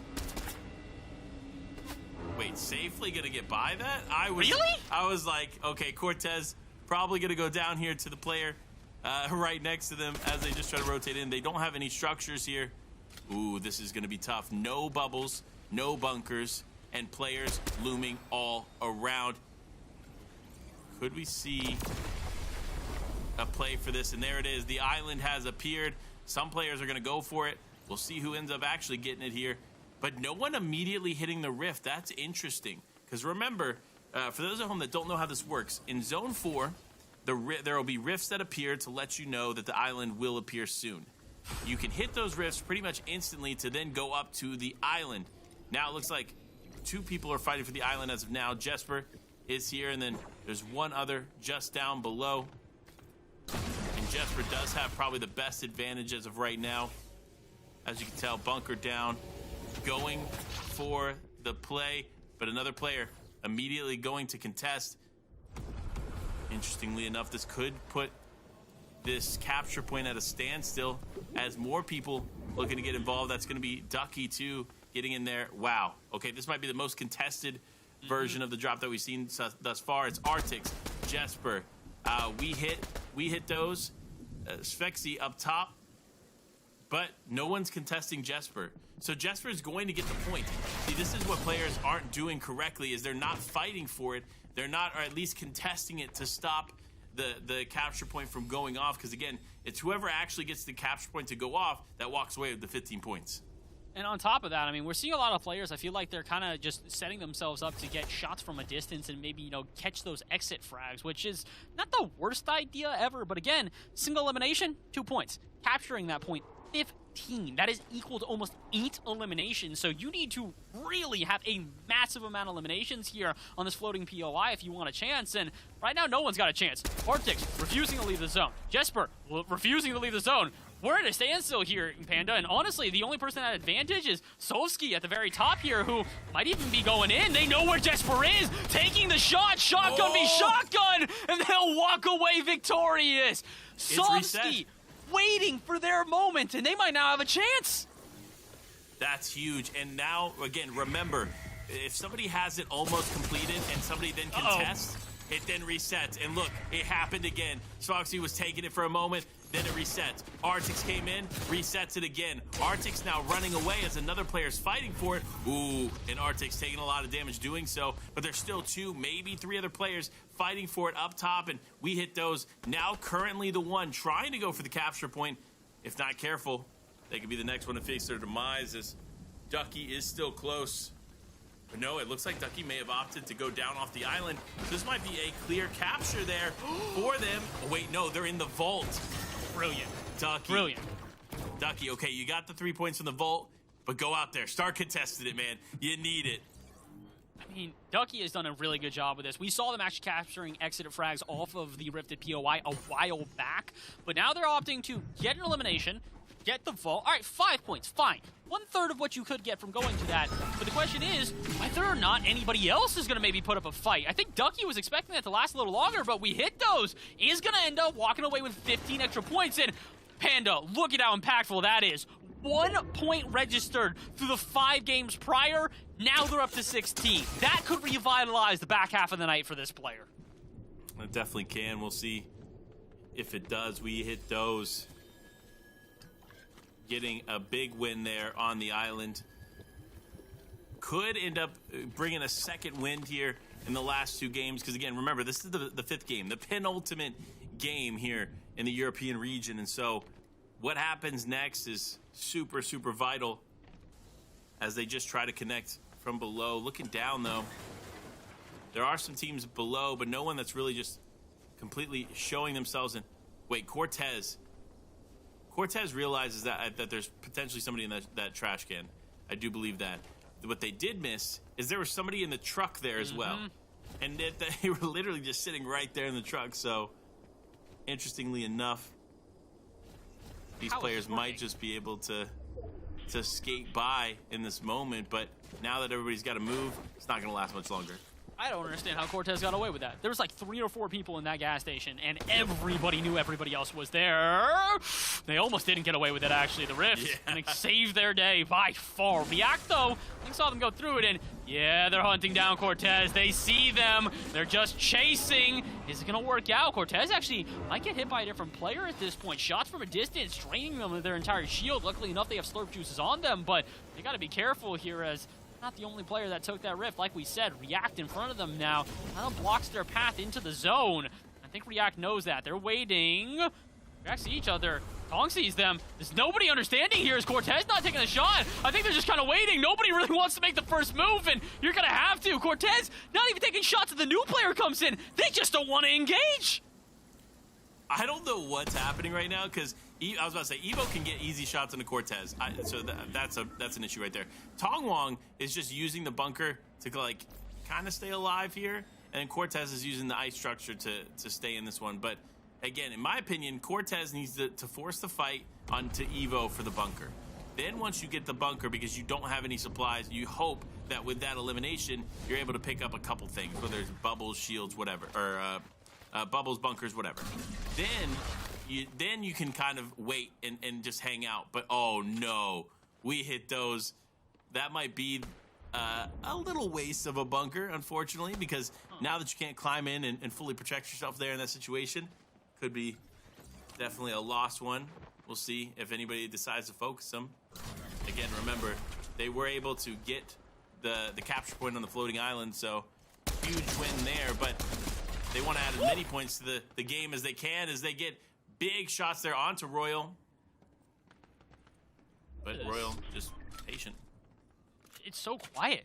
I feel like you would hear a pin drop right now. Nobody wants to take these engagements. And again, I mean, usually we kind of see the complete opposite of this as we get further into these games. Many times in PlayStation Cups past, when you and I have been casting these, we see this. We get into games 5 and 6, and all caution is thrown to the wind. Players are just diving on top of each other. And in this one, no one even wants to make a splash. Forget a dive, they're not going to cannonball. Nobody wants to do anything that's going to overexpose themselves, and it's for a good reason. Again, just players playing so patiently right now, waiting for their moment. They'd rather not take the fight if they can, and just over and over again, players just waiting with bated breath for the first engagement. We hit those. Seems like the most aggro player in the lobby, and even they have 0 eliminations right now. So I'm a bit surprised, as it does look like there is at least a battle going down at the Bastion. Somebody going to walk away with an elimination there. Not exactly sure who, but I think it's Luca, a player that we've seen a couple of times get into these 1v1s, and they've been relatively successful every time. Maybe this game is their game, Panda. It could be very well their game. We'll see, though, how it plays out. So many people playing off this building, and obviously it's one of the few existing structures there in the zone. So it makes sense why players are here, but players like Amplify, they don't want to waste a single moment. Again, literally them just surviving a few more seconds there got them another point there added on, and that's why they're at 11 for the game. So they know how valuable placement is. This point, once you hit zone 7, zone 8, that's when everybody starts dropping like flies. And so if you can remain patient, remain in the zone, and remain safe, you might just be able to scrape up quite a few placement points along the way. And also maybe get an elimination point if you can charge into a box like that and be successful. Very impressed to see that 1v1 go down and nobody come out of it all too cleanly. And Butter not going to be able to add too much to their tally. We said they were relatively comfortable in first place. The next hit before we get down to our top 25 is rather surprising, if I'm being honest. Here, though, going to find themselves with a little bit of something to work with. They got the height advantage on the rest of the players around them. They've got the AR in hand, so they can drill shots from a distance, but you do more than that. They need to get some eliminations. 0 so far here, and although they found themselves late into this game, those eliminations really going to be what separates our top players in lobbies like this, where they're so far and few between. This is a chance, but the shield bubble going to prevent them from any further shots landing. See this. T just not going in circles right now, looking for anybody to pop their head up at an inopportune time. They're going to take fall damage. They're so eager to move. I don't really know if that was necessary at the time. There's a little bit left before the zone pulls, but they're going to try to get ahead of it. I will say, though, the height differences right now, Panda, look at the highs and lows. Players playing in valleys, other ones up top on top of the mountain, shooting from a distance. It's been a rather chaotic zone pull here up in the north. Yeah, and it's going to continue to be chaotic as lots of players stacked on top of one another here in the final moments. Shield bubbles coming out. You love to see it, but Somebody's got to make a move one way or another. React, though, wants to be the last one to make a move. Extreme actually running through a React's bubble there. Could have been bad, but no, Extreme actually potentially going to get taken out here, taking a lot of damage as Evo just dives into the box, trying to switch it up as Extreme does end up going down, but it actually goes down at the hand of another team. That's actually New T going to be able to pick that one up despite all the work that Evo did in that moment. React, though, now looking to take advantage of Evo. Could we see another close fight take place? Remember, the reason you see React playing so patiently is the moment that they push forward, 6 other players will know that they are there, and they will force a fight onto them. So you have to be super mindful of this. Now Cortez getting into the fight here. It was a big win for him in that moment, but very, very risky. He is going to be able to pick up that Breacher shotgun. That's going to be huge. He does have the slurp juices. That should get him back to an effective fighting HP, but with the zone closing in, you have to be careful. You can't take too much damage to the storm. Everybody just trying to move in. Cortez on the first one. React going for the shots onto New T. Almost getting it, but it won't be enough to convert it. Oh my gosh. And that is the definition of a good thing gone wrong as New T ends up with a 1 pump shot to clean him up. I can't believe that. Just a quick 180, does a little bit of a turnaround and finds an elimination that should never have been theirs. But again, this is why we've talked about it. You have to hit your shots and convert on your elimination in quick fashion. It feels like you go from 250 to 0 within the blink of an eye, and Scary, another player who can do exactly that. Nom's Fishy going down. It's a player that was within our top 10, and Scary now trying to survive to a top 5 here in this game. They've got a med mist on them. They've got the slurp juice, but they might have made a mistake. They tried to switch over to the slurp, but in doing so, they were still in zone. Couldn't go any further. A player who has gone far and may be able to take it all. Could have been Karama, but Evo outlasts them with a single shotgun shot. And before you even know it, we're done with Game 5. Victory Royale going to Evo. Like, how does that even happen, right? It looked so confidently in Karama's position. He had a little bit of a height advantage, had a health advantage, but no, Evo cleaned that one up to finish the game. You love to see it. Both Karama and Evo had a really, really solid start to the day. Karama obviously having a little bit more success than Evo, but of course, it all comes down to the way you finish these games, and congratulations, Evo, on a very, very sweet victory. You earned that one.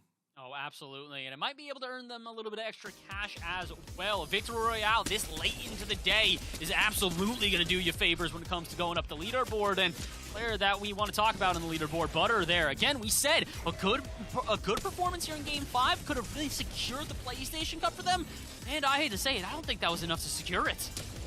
I don't think it was either. So we'll see, though, as we get ready to finish out here the PlayStation Cup for the European region.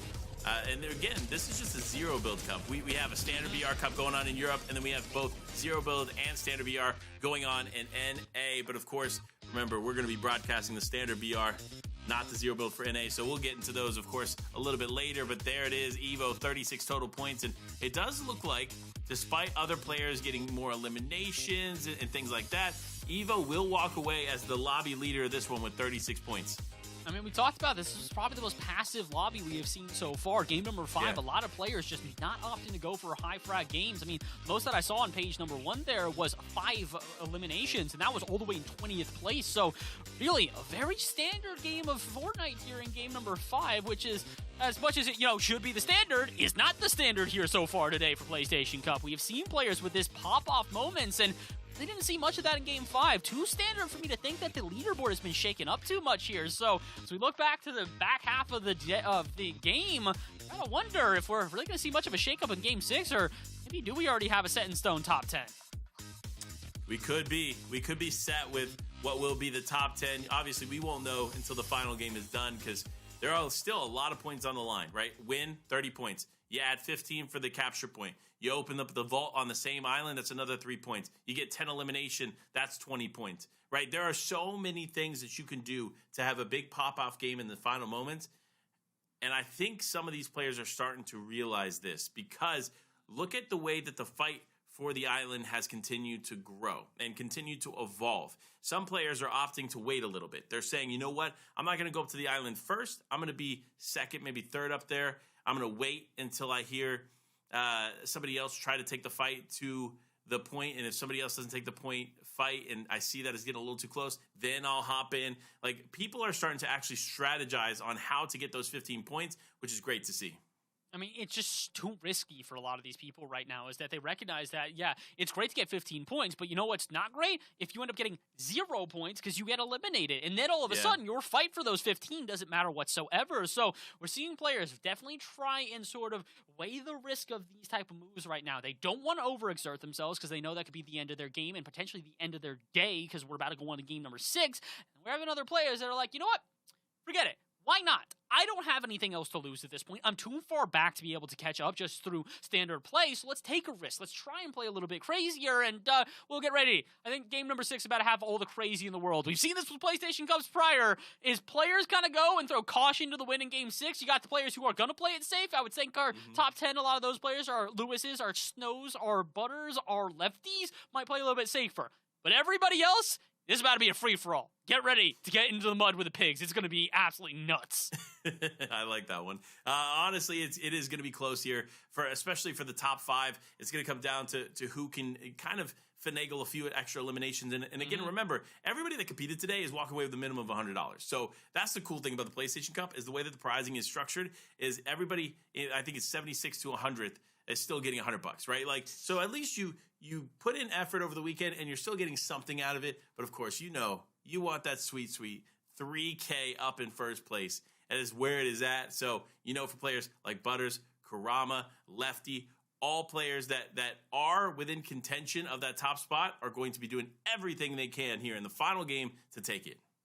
And we've got our final game just about ready here. Game number 6 of 6. Like we said, we've been gearing up for this one the whole day here for the PlayStation Cup, and honestly, the whole night if you're out in Europe here. It's getting a little bit late there, so make sure you got yourself still ready to go. You got a snack in hand to give you some of those carbs to get you prepared, because we've got one last game. And like we said, Panda, this one is make or break. For a lot of these players, if they want to get over that threshold of just only getting $100, they need to have a huge game number 6 to secure themselves at least a little bit more.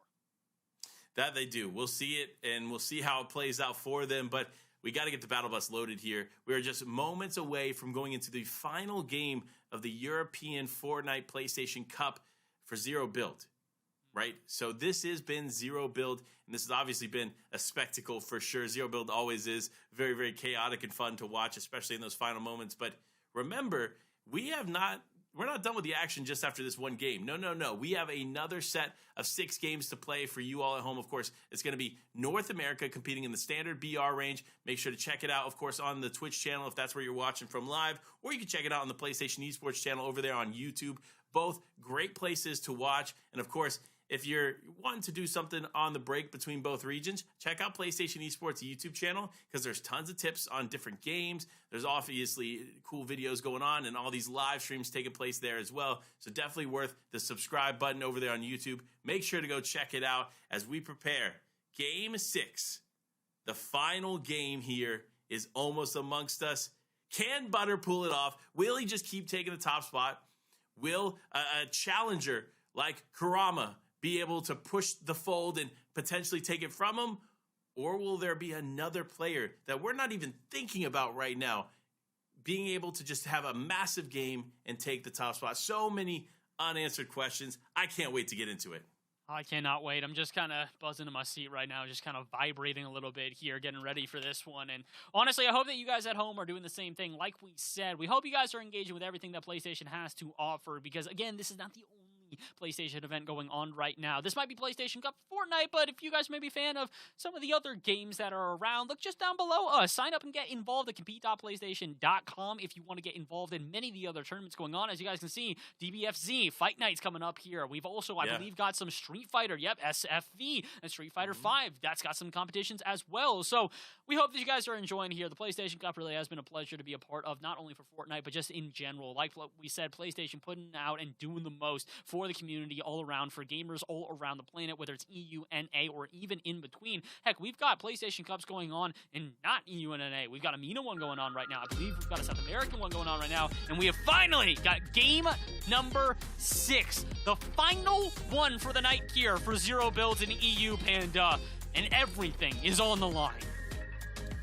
Everything indeed is on the line. Can we see Butter clutch it up? Will we see the Mega City be the final drop point of the zone? Please. I can't wait. I can't wait. Here we go. Let's get into it. The bus is dropping out players left and right, and we're going to actually start off with Cammy. Of course, PS Cammy. I like the name. Repping the PlayStation, of course. In the PlayStation Cup. Great map distribution here. Looks like there is a decent amount of players landing to the north side and a healthy amount landing to the mid area.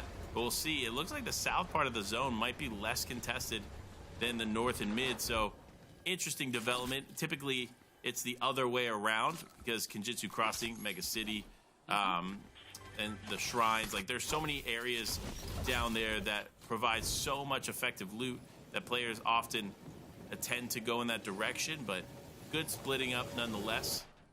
We'll see what happens here as we tune in with Butters, our champion as of right now, the first place contender, trying to exchange some shots there. Big shots come. No. What? Butter is out here, folks.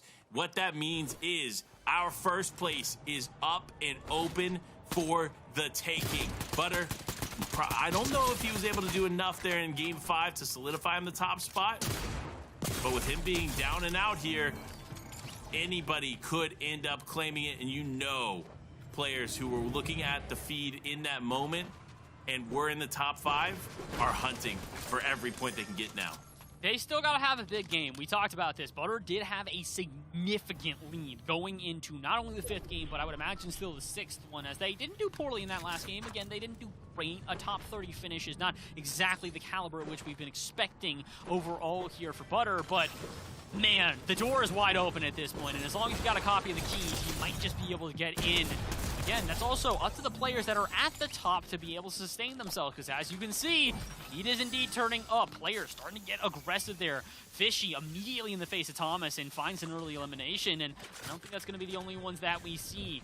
That top 10 is truly going to be something special at the end of this one, because while we had an established top 10 going into it, I have a feeling a couple of those players are going to have their hearts broken as they're just barely edged out of it as we conclude our 6th game. But getting ahead of myself, only 8 players gone so far here, and the fact that Butter is one of them still has me in absolute and utter disbelief. Yeah, this is definitely not what we anticipated going into the final game, and Nesta, who had some success here in the last couple games, unfortunately going to be out of this one too. Unfortunate there for them, but for Call Me Low, still in, still alive. Same thing with Dents here, playing out in Rumble Ruins. Is going to be able to get one of these vault areas, which is nice. Again, the loot that you can find from these places is great. And of course, also being able to rift away if you have a long rotation is nice as well. So we'll see how that plays out for them. But gotta love, there it is. It's the Tilted Tower. What was originally a hill here, completely collapsing into now shady stilts, creaky compounds, and more. Make sure, if you haven't checked out the new season of Fortnite up until this point, go check it out. Lots of great stuff going on along the map. And a little fun fact here for you. You might see here in the inventory, that is a new weapon. It is the MK Alpha. Yes, it is a new weapon. It does look like the old MK7, but there have been different adjustments to it between fire rate, bloom, and more. You're definitely going to want to check this one out once you dive into your next game of Fortnite for all of you watching at home. But for Barter now, we got to focus in. Locking in, shield bubble in hand. At least one utility item to use for this fight, but no, actually going to opt to disengage here. Actually, no, potentially just try to reposition in the fight as Lucas does end up slipping away. Could be a fight to take, and it is here as Barter, confident in their ability, ends up getting caught and shot by somebody else in a distance. That's going to be J-Bear there over in Lonely Labs. This is just becoming too much, I think, for a fight to take. So smart on Barter to just disengage, continue to look in Lucas's direction, and hope maybe a shot can show itself, but otherwise just rotate away. We talked about it. You really do need to make sure that you keep yourself in this game as long as possible. Unfortunately, if you go down early in game number 6, that kind of solidifies that's the end of your day. You don't have an option to regain. So a lot of these players, that's better safe than sorry mentality. Something we've talked about all day long, and here in game 6, I think it is more poignant than ever. Hilly doesn't seem to think that, though. They're just chasing down their opponent, although it does look like Swipe might have gotten away a little bit. AR in hand. Can they hit any of their shots? Unfortunately not. Maybe one or two. They're still around. Come on, Hilly. You gotta finish this off. And unfortunately, they can't quite. Swipe gonna get away here. Have I spoken too soon? More shots from a distance. Hilly still trying to hit a couple. And again, despite a scoped weapon in hand, just not enough for them to find some early points here in Game 6. Yeah, it'll be tough here to see how this plays out. I'm looking at the leaderboard, right? Just getting a little bit of insight as to what needs to be done, right? So realistically, Butter is about 40 points ahead of second place. So for second place to come back and win this one, they need either the win and 5 eliminations, or they need the island and 5 eliminations and a decent placement, like again top 10, top 5 probably realistically.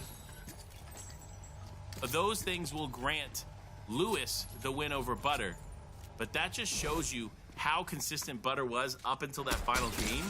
For him to be able to say, like, look, I've done all this and no one still can really come close to touching my score. It is absolutely insane to think that Butter has gone out in 99, literally our first eliminated, and they're still relatively safe in first place. Not necessarily guaranteed, but again, like you said, any of the scenarios you just talked about have to be big performances out of Lewis still to catch up. It's not guaranteed, not by any stretch of the imagination. They need to have a solid performance here, and if they can slip up a little bit, all of a sudden that first place is relatively secure. So we'll check in on Lewis later. We'll check in on Mafioso right now, who is having a good start to their day. They're finding themselves a solid first elimination, and like C4 might just join them. They're chasing down Jolty here and just trying to figure out where this player is. Jolty actually kind of exposing themselves. 8 shots from just behind that porta bunker, but I don't think that C4 is going to let that porta bunker stand in the way. Got an arsenal to work with, and they're just going to disengage. Again, it's really players second-guessing themselves on these 1v1 engagements, Panda, and it's surprising to see, but also understandable. Game 6 really has nerves at a high, and if you even second-guess yourself for a moment, probably better to just disengage rather than take a sloppy fight and go out early due to a little error on your side that just kind of does you in for the day. So, understandable, even if it is a little bit disappointing, as players really are slowing down and just kind of taking their time with a lot of these engagements early in this Game 6. Yeah, definitely something to pay close attention to as these games continue on. Mafioso, interestingly, it seems to get this vault pretty much uncontested every single time, which I don't know that that's, like, fair. To be honest, like, that's 3 points by itself. Why is no one fighting for this? I don't know. It's just confusing. It feels like, I don't know what it is, but I guess it's maybe just the point total here. People have been looking at the 15 points for the Rifted POI and go, that's a significant amount of points. I can understand that. Can't necessarily understand Hanzari going down early there. That's a bit unfortunate, as Cortez the Giraffe is going to find themselves their second elimination. But they look at the 15 points for the Rifted POI and go, that's a huge sum of points. They look at the Volts and they go, okay, 1 more point than elimination. I'd rather focus on eliminations because the Volt's already going to be contested and be difficult. But because everybody's got that, mentality of it's going to be contested, it's going to be difficult to get a Volt because now there's added, reason to go to it, nobody's actually going to the Volt. So it's a little bit of a psyching of themselves out, and it's surprising to see, but I guess if you break it down to a more analytical level, it's kind of understandable. Yeah, we'll see how it continues to play out for these players, but yeah, I definitely think this not necessarily ideal. They need to start looping in different ways to hit multiple Volts, and that's another thing too that realistically these players haven't had the time to adjust to and figure out because the season is so new, is that you could probably set up a loop path. Let's just say like Brutal Bastion over to the left towards Shady Stilts and find another Bolt and go south and find that Bolt. And there's a lot of that, but no. Lucas, who is having some success here in the second half, unfortunately going to be out of this one. And that's going to be the final game for them, as Royal also picking up another one. 2 big plays there for them. Curious where Royal is on the leaderboard. Actually in 26th. I got them right here. So potentially a big game could convert them into the top 10, but we'll have to wait and see. A lot of players right now, I would say, hunting for that top 10 more than anything else. Our top 3, not necessarily solidified. I'd say that that third position is relatively up in the air, and heck, even the second one is if you're able to overtake Lewis enough. But really is a fight right now to just get into that top 10, because again, the prize pool is going to be massively different if you can get into top 10. That's where the real money starts to come around here. Again, first place is going to be $3,000, but if you can at least get yourself into that top 10, you're getting close to $1,000. Sixth place being that threshold at 1,000 flat. So a lot of these players really just trying to hunt for that top 10, give themselves a solid enough, placement here in Game 6 that it'll launch them up the leaderboard and into a solid position. So we'll see how it goes. So far, again, Game 6, I will say, started off with a bang, and then it started to slow down a little bit. I feel like by the time we were out of our second zone or so, we were down to 80 players.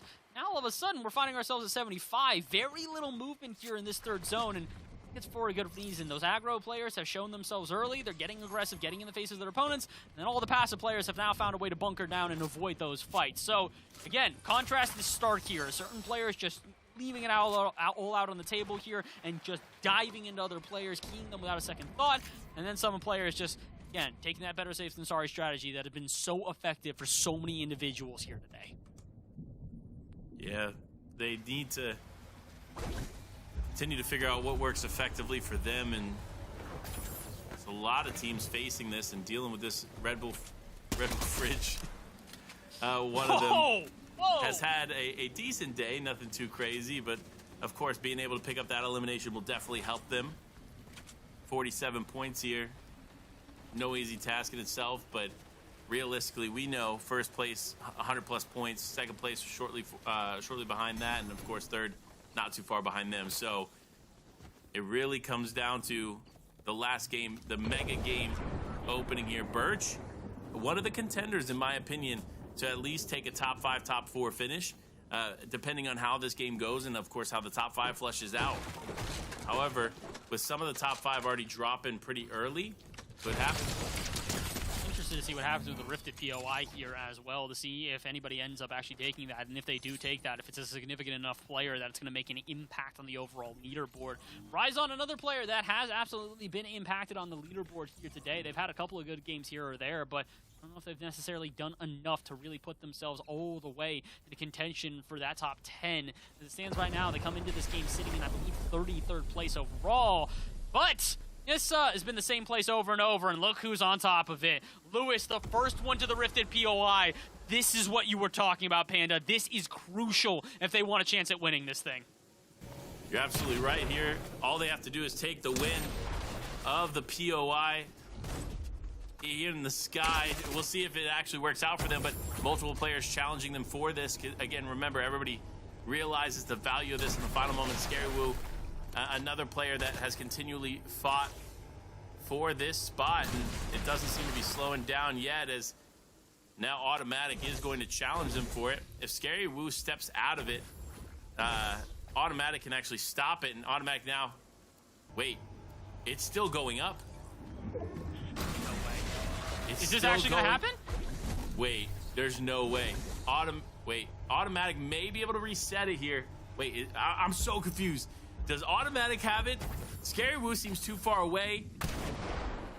But no, yep, Automatic has reset it, so it is climbing back up here. And now Scary Woo and Lewis are fighting, but Lewis is more interested in fighting for the capture point. Shots coming out here, exchanging. Automatic taking a lot of damage, but Automatic might secure this one, but no, he's making a mistake. What? He has stepped out, which has reset the capture point. And in that moment, the capture point is way more important than the elimination. A bit of a misplay there from Automatic, as he almost had the 15 points. He had that one, I'm not going to say in the bag. It was still definitely going to be contested. There's another player on, but like, you at least need to stay in and give yourself the best chance possible. Now they've got to restart all the way from zero, from the ground up, and Automatic here probably sitting there kicking themselves. They recognize what's at stake, and honestly, I think everybody else around them as well. You can see Scary just lurking on the edge, another player on top of the building lurking on the edge, and right now I think what those guys are looking for is an elimination in the feed. They want to hear a shotgun shot, see an elimination go up in the feed, and then no, that's their signal to dive on in and finish off the job and try and take the point themselves. But Right now, it's just a duel with two brawlers who neither one of them wants to overexpose themselves. Automatic here, just lurking at the top of their porta bunker with a shotgun and an AR in hand, but Panda, you can see it, nothing else to work with. No porta bunkers, no shields, no health items or shield items on them, and honestly, they're running low on ammo too. Automatic, you gotta make something work here and now. Your time is ticking away, and these are valuable seconds you cannot afford to waste. No, they're not. As the game continues on, Automatic just waits. And again, the big reset has caused this to go way longer than it needed to. I'm not sure Automatic will have enough to stay in this one, even if he does kind of more or less hang out and force other players not to be able to get the drop. He's ultimately still not going to be in contention for some of the big money unless he starts making big plays in the second half. But Voslo also still hanging out towards the island, opting to actually finally finally disengage, but no, going up top to the house. Everybody's just waiting, saying, you know what, we're just going to play this waiting game. We're going to see who goes for what, who decides to back off. And this is the one example that we talked about before. The example of potentially no one getting this spot, and it's because everybody just going to sit on it and wait patiently. And here's the issue, though, is that they can wait even longer this time as well. We actually ended up having a zone pull that's going to keep the Rifted POI within zone for at least another zone longer. So we could even actually see some players that rotate into the zone, realize the POI hasn't been captured, and go, you know what, why not? Why don't I go and try and challenge this? It's game number 6. I'm not that far up in the leaderboard. I need something miraculous to go my way if I'm going to try and shoot up into the money, so might as well go for the 15 extra points. And honestly, it's just going to make this more and more congested the further that we wait in here. I mean, we're even seeing players dip off the POI now because of exactly that. Scary Woo says, I've had enough. I don't want to deal with this anymore. The rest of y'all fight it out, and he's going to get punished for it. Scary actually going down as a result, so you can tell everybody has their eyes on this Rifted POI right now. Yeah, and Voslo actually going to opt to do the same thing, immediately disengaging, so that leaves Automatic and Lewis here for the fight. Again, Lewis needs this. He needs the POI and the capture point to potentially overtake Butter because he was down, again, by 40 points. And the only way to make up that difference is getting this 15 points and getting the win, or getting close to a win in multiple eliminations. Those are the key pieces to it, but fights still taking place all over the map. Wait, no. Automatic has gone down. Lewis is going to be able to secure it, but no, another player has decided to take it out. It is Voslo who is going to fight for it, and Lewis now having to fully disengage, but I don't believe he's going to go far. No, he knows the value in keeping this, so he'll heal up and then get back into the fight. The vault isn't opened? The whole time we've been fighting for this floating POI, and no one went for the 3 free points underneath it. They didn't have the keys. I mean, fair enough. I guess if you don't have the keys, it's not going to work out, but nobody thinking, all right, let me go hunt the keys. Let me go try and find some so I can go and get it. I mean, free key there for Voslo. If he's got another, he had a chance, but he's out of time. Now the storm overtaking the rifting POI. We might have just seen everybody completely fumble the bag, and I think the fumbling's only going to continue because Voslo's coming in and stopping Lewis. Lewis a mere second away, and he'll still get it. He gets the elim, gets the floating POI, and a 15-point gain for Lewis puts him back into this one yet again. And remember, this also drops med mist, slurp juices, which is everything he needs to stay alive here in the zone for that much longer. And he also is going to be able to get the keys, which means he could go for the vault himself. That would be an additional 3 points. But remember, he's not got much time left. It is zone 7 here, folks, which means the zone is truly starting to tick. That is a 5-tick zone now. He needs to pop a slurp juice, hit the med mist up to 100, and then rotate in. Oh, and the issue is he's got some absolute fraggers lurking within the zone as well. Lefty still in this game. Lefty might be the biggest competition left around right now for that player in Lewis. So I don't know what to say. It feels like we were, honestly, we were sitting here at a lull. We were sitting with everybody just doing nothing. Now Cortez, the giraffe, a player we've barely spoken about today, takes out one of our top fraggers and has 4 eliminations. Panda, what is going on? I don't know, dude. Take any indication of what we thought we knew about this game going on and throw it out the window, because we just don't know what is actually happening here. As now Cortez going to be able to pick up some of the loot here from that elimination and stay in this one. Remember, he's got the shield bubbles, so he can play around that. Also got these bunkers existing too, but players still dropping in the elimination feed. That's Kevin Piece you going down. You can't really piece too much here in zero build, but Lewis still alive in this one, does make their way into the zone and is in the circle too. So not only does Lewis have the capture point, not only does Lewis have the advantage in loot, no, he has the high ground and the zone. It doesn't matter what happens next. Honestly, this should be his game to win. This should be Lewis's to take the entire thing home, too. The only thing he really needs to do is not just get caught off guard. If Lewis is not careful here, there's still very much a world where somebody randomly third-parties him, and he's in a very precarious position. It's why he's taking shots from a distance to just dissuade anybody from engaging him. And to be fair, he's got a good inventory to work with here. Slurp Juice on him, Med Mist on him, an extra Porta Bunker in case he needs it. The issue is this a very heavily contested circle, and well, it's one that's actually very quickly, though, being uncontested. Two players go down basically back-to-back here. And I don't think that's the end of it, as Dean going to join them there in the final lobby of the day. We're down to our top 20. Lewis is still around. All they need is a couple eliminations, and they should be good to go. And to be honest, they might just be able to outlast their opponents. Everybody else around them dropping like flies. Karama might be the next one, and indeed he will. Miss going to get revenge, because as I'm pretty sure, Karama took him out earlier, but Miss going to have the last laugh. Yeah, and that's going to be huge, because remember, Karama was in the top 15, so this game really, really counted towards the overall score for him, climbing into the top 10, potentially even into the top 5. So Miss has disrupted that, but he's not done disrupting things. As another player is close by, he is going to go and move forward. He almost ends up getting caught out, but the shield bubble ends up protecting him here in this game, as Miss now officially going to be out. Leox there in the distance. Alba, elimination, and still alive in this one, but you know what? I don't see... Wait, now I see Lewis in the elimination feed picking up another one. I believe that's their third. Like we said, they need 5 eliminations and a decent placement, plus getting that capture, and they'd be able to take first place, and they're very well on their way to getting exactly that. The biggest issue right now, lobby man in front of them. Lewis going to try and throw up a bunker. Maybe this could be enough, but good headshot out of lobby. They got to finish the job, and they will disengage. They disengage right into another player, though. Lobby with a chance to upset the entire day, and unfortunately, our hero does not come to the saving of the rest of the game. That is huge for Lewis. They get away with so much luck in that play. I mean, look, it was a tough decision to make. They realized the zone was pulling in. They knew they were going to have a player behind them if they didn't push in. They threw the shield bubble down, but ultimately they threw it directly into another player, just ultimately resulting in that tournament ending for them on that note. But still, a pretty good push there to the end. But now is, what is it, Nonu? I don't even know. Nonu? No Mamu? I don't know, but I like the name. I'll mess with it. But Cortez also still in this one. Nonu still in this one here as they rotate around. Does have the Med Mist and the Slurp Juice. They're going to opt to use that. It's the only option. Corrido, no. A misplay. Ended up popping the Med Mist a little too late. And unfortunately, they're going to have to swap Med Mist here shortly, and they won't have enough time to do it.